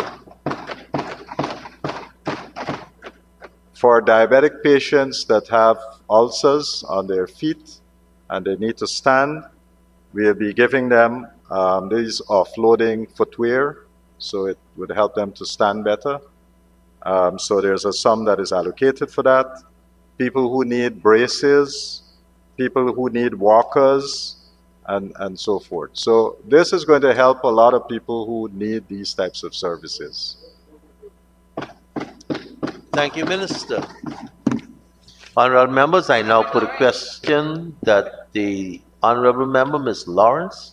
Thank you, Mr. Chair. Mr. Chair, to the Honorable Minister, line item 6242, rental 6241, 6242, maintenance of buildings, 20 million. Which building or buildings are you referring to here, Honorable Minister? And given all the health centers and the hospitals that you're building, have you given consideration to having a specific place built for the provision of rehabilitation services? Good question. Honorable Minister. I want to thank the Honorable Member for that question. So the facilities that we have here, basically it's for the main office, the one on Kroll Street, where we'll be doing some maintenance, the National Vocational Training Center, where we will be spending $5.8 million, Cheshire Home, $3.3 million, regional physiotherapy services, 2.7, occupational therapy, another 1.1. So that's how this money is going to be spent. But to come to your question, when we look at the capital budget, you'll see that we would have made an allocation there, I think, of either $500 million or 600. It's the overall project is 1 point something billion dollars, but this year we have put 400 million, and that is to do a new rehabilitation center with all the modern facilities to help those who need to be rehabilitated, whether you have a stroke or whatever it is. Yeah? Put it, Talmarie. Thank you, Minister. Honorable members, I now put a question that the sum stated for Program 477, current expenditure, stands part of the estimates. Those in favor say aye. Those against say no. Ayes have it. Sum stated now stands part of the estimates.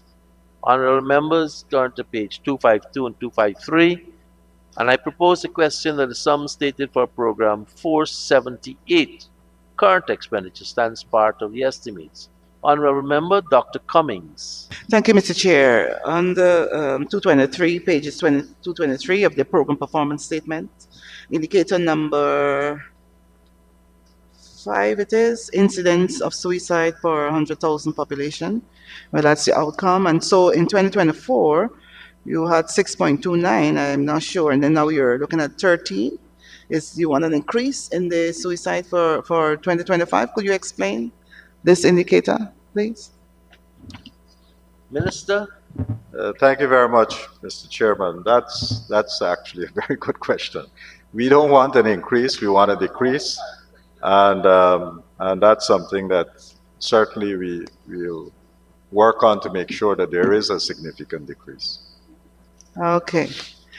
Dr. Cummings? Yes, and the number 11, number of facilities providing rehabilitation services. We talking about like is it the Lusignan Center, or what rehabilitation service we're talking about here? You alluded to earlier of some of the ophthalmology, like the retina and some other things that we're doing, in some areas. And does it include the hinterland as well as the coastal? So thank you, Mr. Chairman. So the rehabilitation services that we're talking about here, it's really trying to provide more physiotherapists and physiotherapy in each of the region, right? And we've started doing that almost every region now. We have physiotherapists, occupational therapists, and that's going to continue. Thank you, Minister. Honorable members, I now put a question that the sum stated for Program 478, current expenditure, stands part of the estimates. Those in favor say aye. Those against say no. Ayes have it. Sum stated now stands part of the estimates. Honorable members, let's turn to page 514.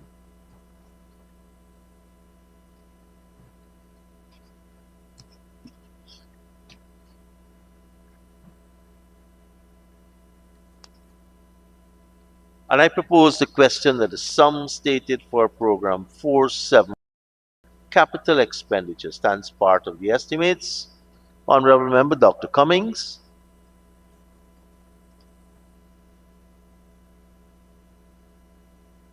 Thank you, Mr. Chair. Project code 240220, land and water transport. I noticed there's a provision for vehicles, ambulance, boats, and engines. Could you tell us something about the type of vehicles here, the specs, and what type of ambulance will it be, and where will it be assigned? Honorable Minister.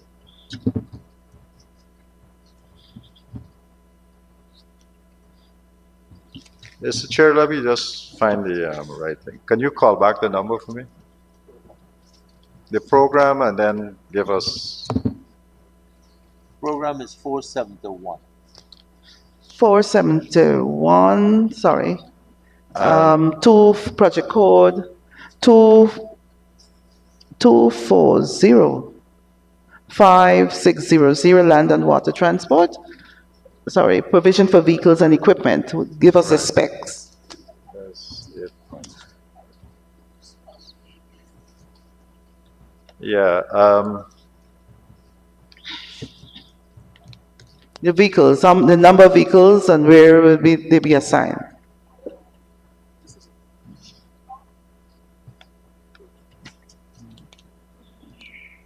no, but this here is,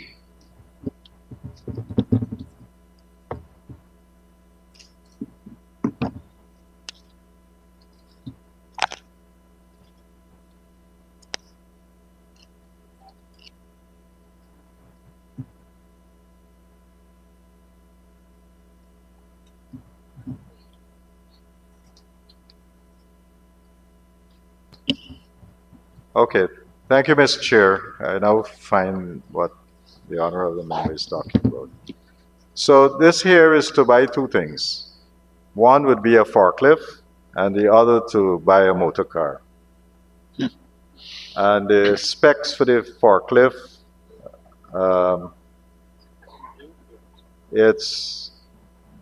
they have some things here. A pantograph deep reach truck, in brackets, it got 450 inches. I really don't know what that means, but and then the mask of this thing should be 287, and then they got some other descriptions of what they're looking for. Honorable member, Mr. Ms. Yeah. Ferguson. Thank you very much, Mr. Chair. Mr. Chair, follow up on that very line item. Can they, on a note in the project document here, it has new, status new, but knowing the PPP, they just bring recondition things and call it new things. So can the honorable minister state whether this will be a brand new or factory made forklift that will be coming in this country? Honorable Minister, is it a brand new or a new brand? Thank you very much, Mr. Chair. I'm not sure where the honorable member would have gotten these perceptions from, but I can assure you that the two vehicle, the forklift and the car that we'll be buying is new. So it's not new to you. Honorable members, I now put a question that the sum stated for program 471, capital expenditure, stands part of the estimates. Those in favor say aye. Those against say no. Ayes have it. The sum stated now stands part of the estimates. Honorable members, we have 11 minutes remaining on the time allocated for this agency 47. I propose a question that the sum stated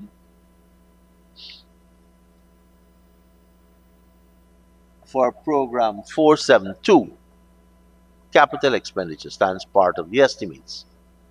Dr. Cummings, honorable member. Yeah, this is communicable disease, and there's project code 2405600, land and water transport. Once again, there's a provision for vehicle. What type and where will it be used? Minister. For what program, be it malaria or TB or whatever? Thank you very much, Mr. Chair. This is going to be a minibus that we will be buying, and this is for the epidemiology and surveillance unit.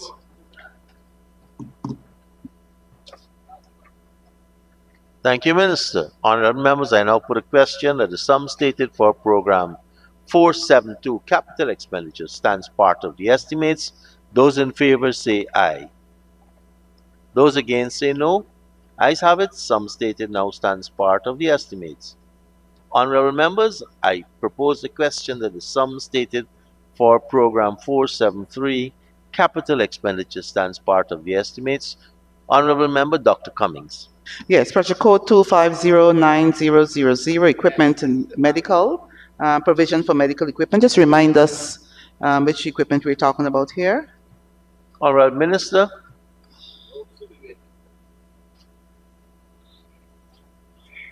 Um, Thank you, Mr. Chair. This is a very exhaustive list of medical equipment, but just to let the member get a sense, manual vacuum aspirator, we're buying 27 of those, and they're going to different hospitals.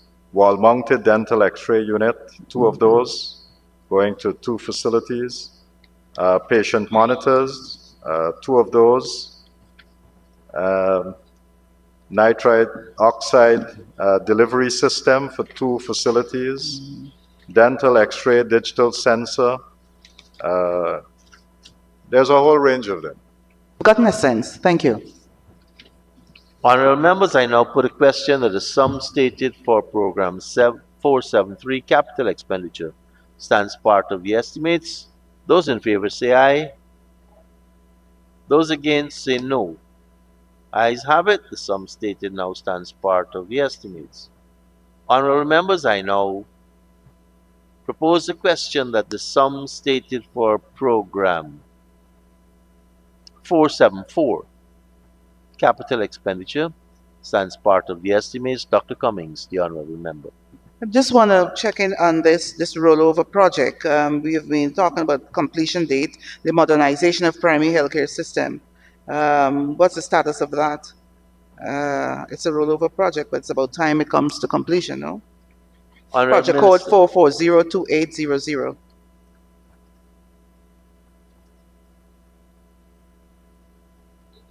It's from the India project, I think. 4402800. Minister.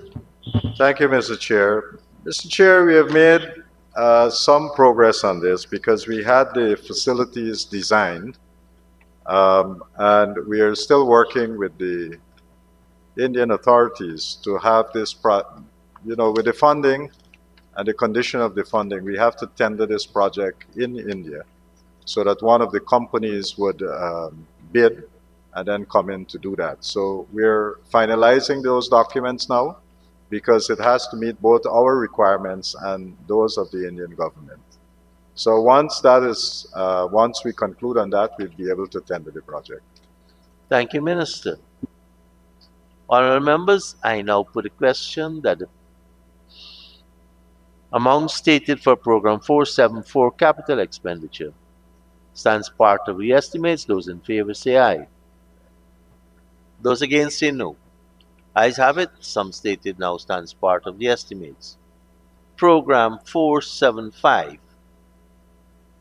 I propose a question that the sum stated for program 475 capital expenditure stands part of the estimates. Honorable members, I now put the question that the sum stated for program 475 capital expenditure stands part of the estimates. Those in favor say aye. Those against say no. Ayes have it. Sum stated now stands part of the estimates. Program 476 capital. I propose the question that the sum stated herein stands part of the estimates. Dr. Cummings. Honorable members, I put a question that the sum stated for program 476 capital stands part of the estimates. Those in favor say aye. Those against say no. Ayes have it. Sum stated now stands part of the estimates. Honorable members, I propose a question that the sum stated for program 477 capital expenditure stands part of the estimates. Dr. Cummings. Project code 1216200, Ministry of Health building.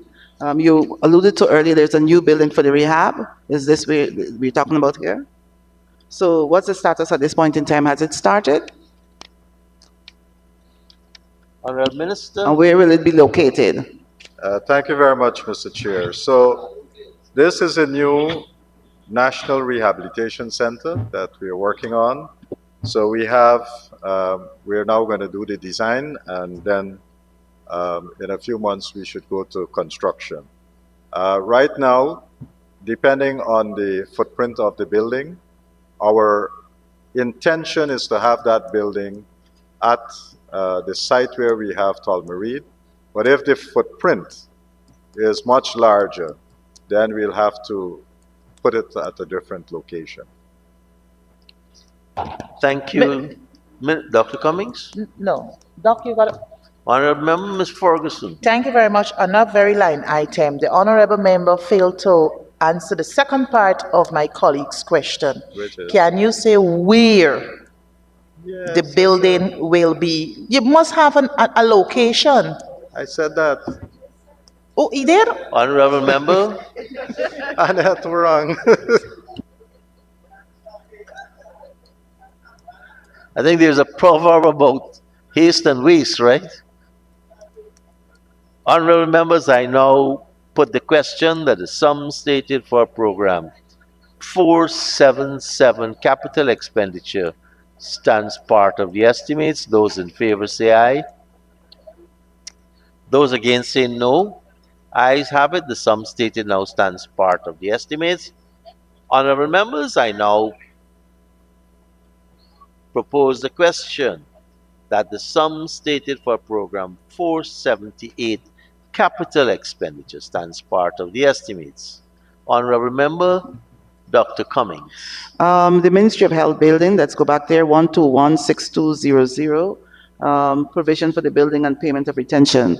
I noticed in 2024 it has started. That's where the minister within the Ministry of Health, minister was, that's where I was. So I wanted to know if that's the building that's broken down that we're talking about here, or it is another building. Honorable Minister. Thank you, Mr. Chair. Where you had the old RHS building, we have constructed a new building there. And that's going to be completed in another couple of months. So that's what we're talking about. Okay. Thank you. Project code 2509000, medical equipment, to the tune of 270 million.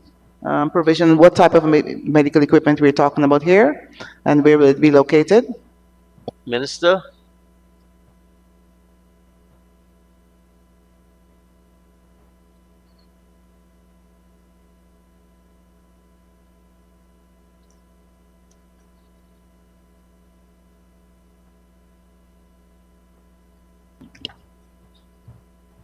There's a whole range of medical equipment. So, for example, thermal ablation devices, we're buying 25 of those. Gynecology stool, 50 of those. LEAP device system, 11 of those. Gooseneck examining lamp, 25. Gynecological examination beds, 20. Scales, 100. Portable ultrasound, 3. Pulse ox, 100. Digital spirometer, 100. There's a whole list. Thank you, Minister. Honorable Member. I thought I saw the Honorable Member, Mr. Henry. No. Honorable members, I now put a question that the sum stated for program 478 capital expenditure stands part of the estimates. Those in favor say aye. Those against say no. Ayes have it. The sum stated now stands part of the estimates. Let me thank the Honorable Member, Dr. Cummings, for effectively and efficiently utilizing the entire 2 hours for this examination. And Minister of Health and your staff, thank you for taking us through your agency. And to our students, you have actually just seen the process of approving tens of billions of dollars for our health sector in 2025. I will say part of, because many parts for health are also dealt with by the 10 regions, and we passed those last night. Thank you all very much. Thank you very much, Mr. Chair. Let the assembly resume. This is a good time to take a 1-hour suspension, and we return with the Ministry of Home Affairs.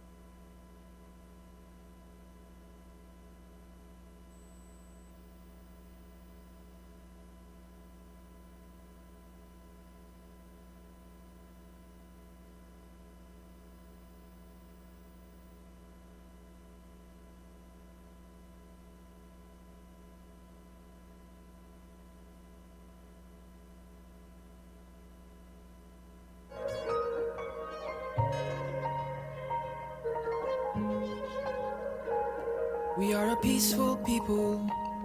Struggle is we struggle, and we don't look for trouble. Just ask around. But when outside faces from foreign places talk about taking over, we ain't backing down. We ain't giving up no mountains, we ain't giving up no tree, we ain't giving up no river that belongs to we. Not one blue sake, not one rice grain, not one karage, not a blade of grass.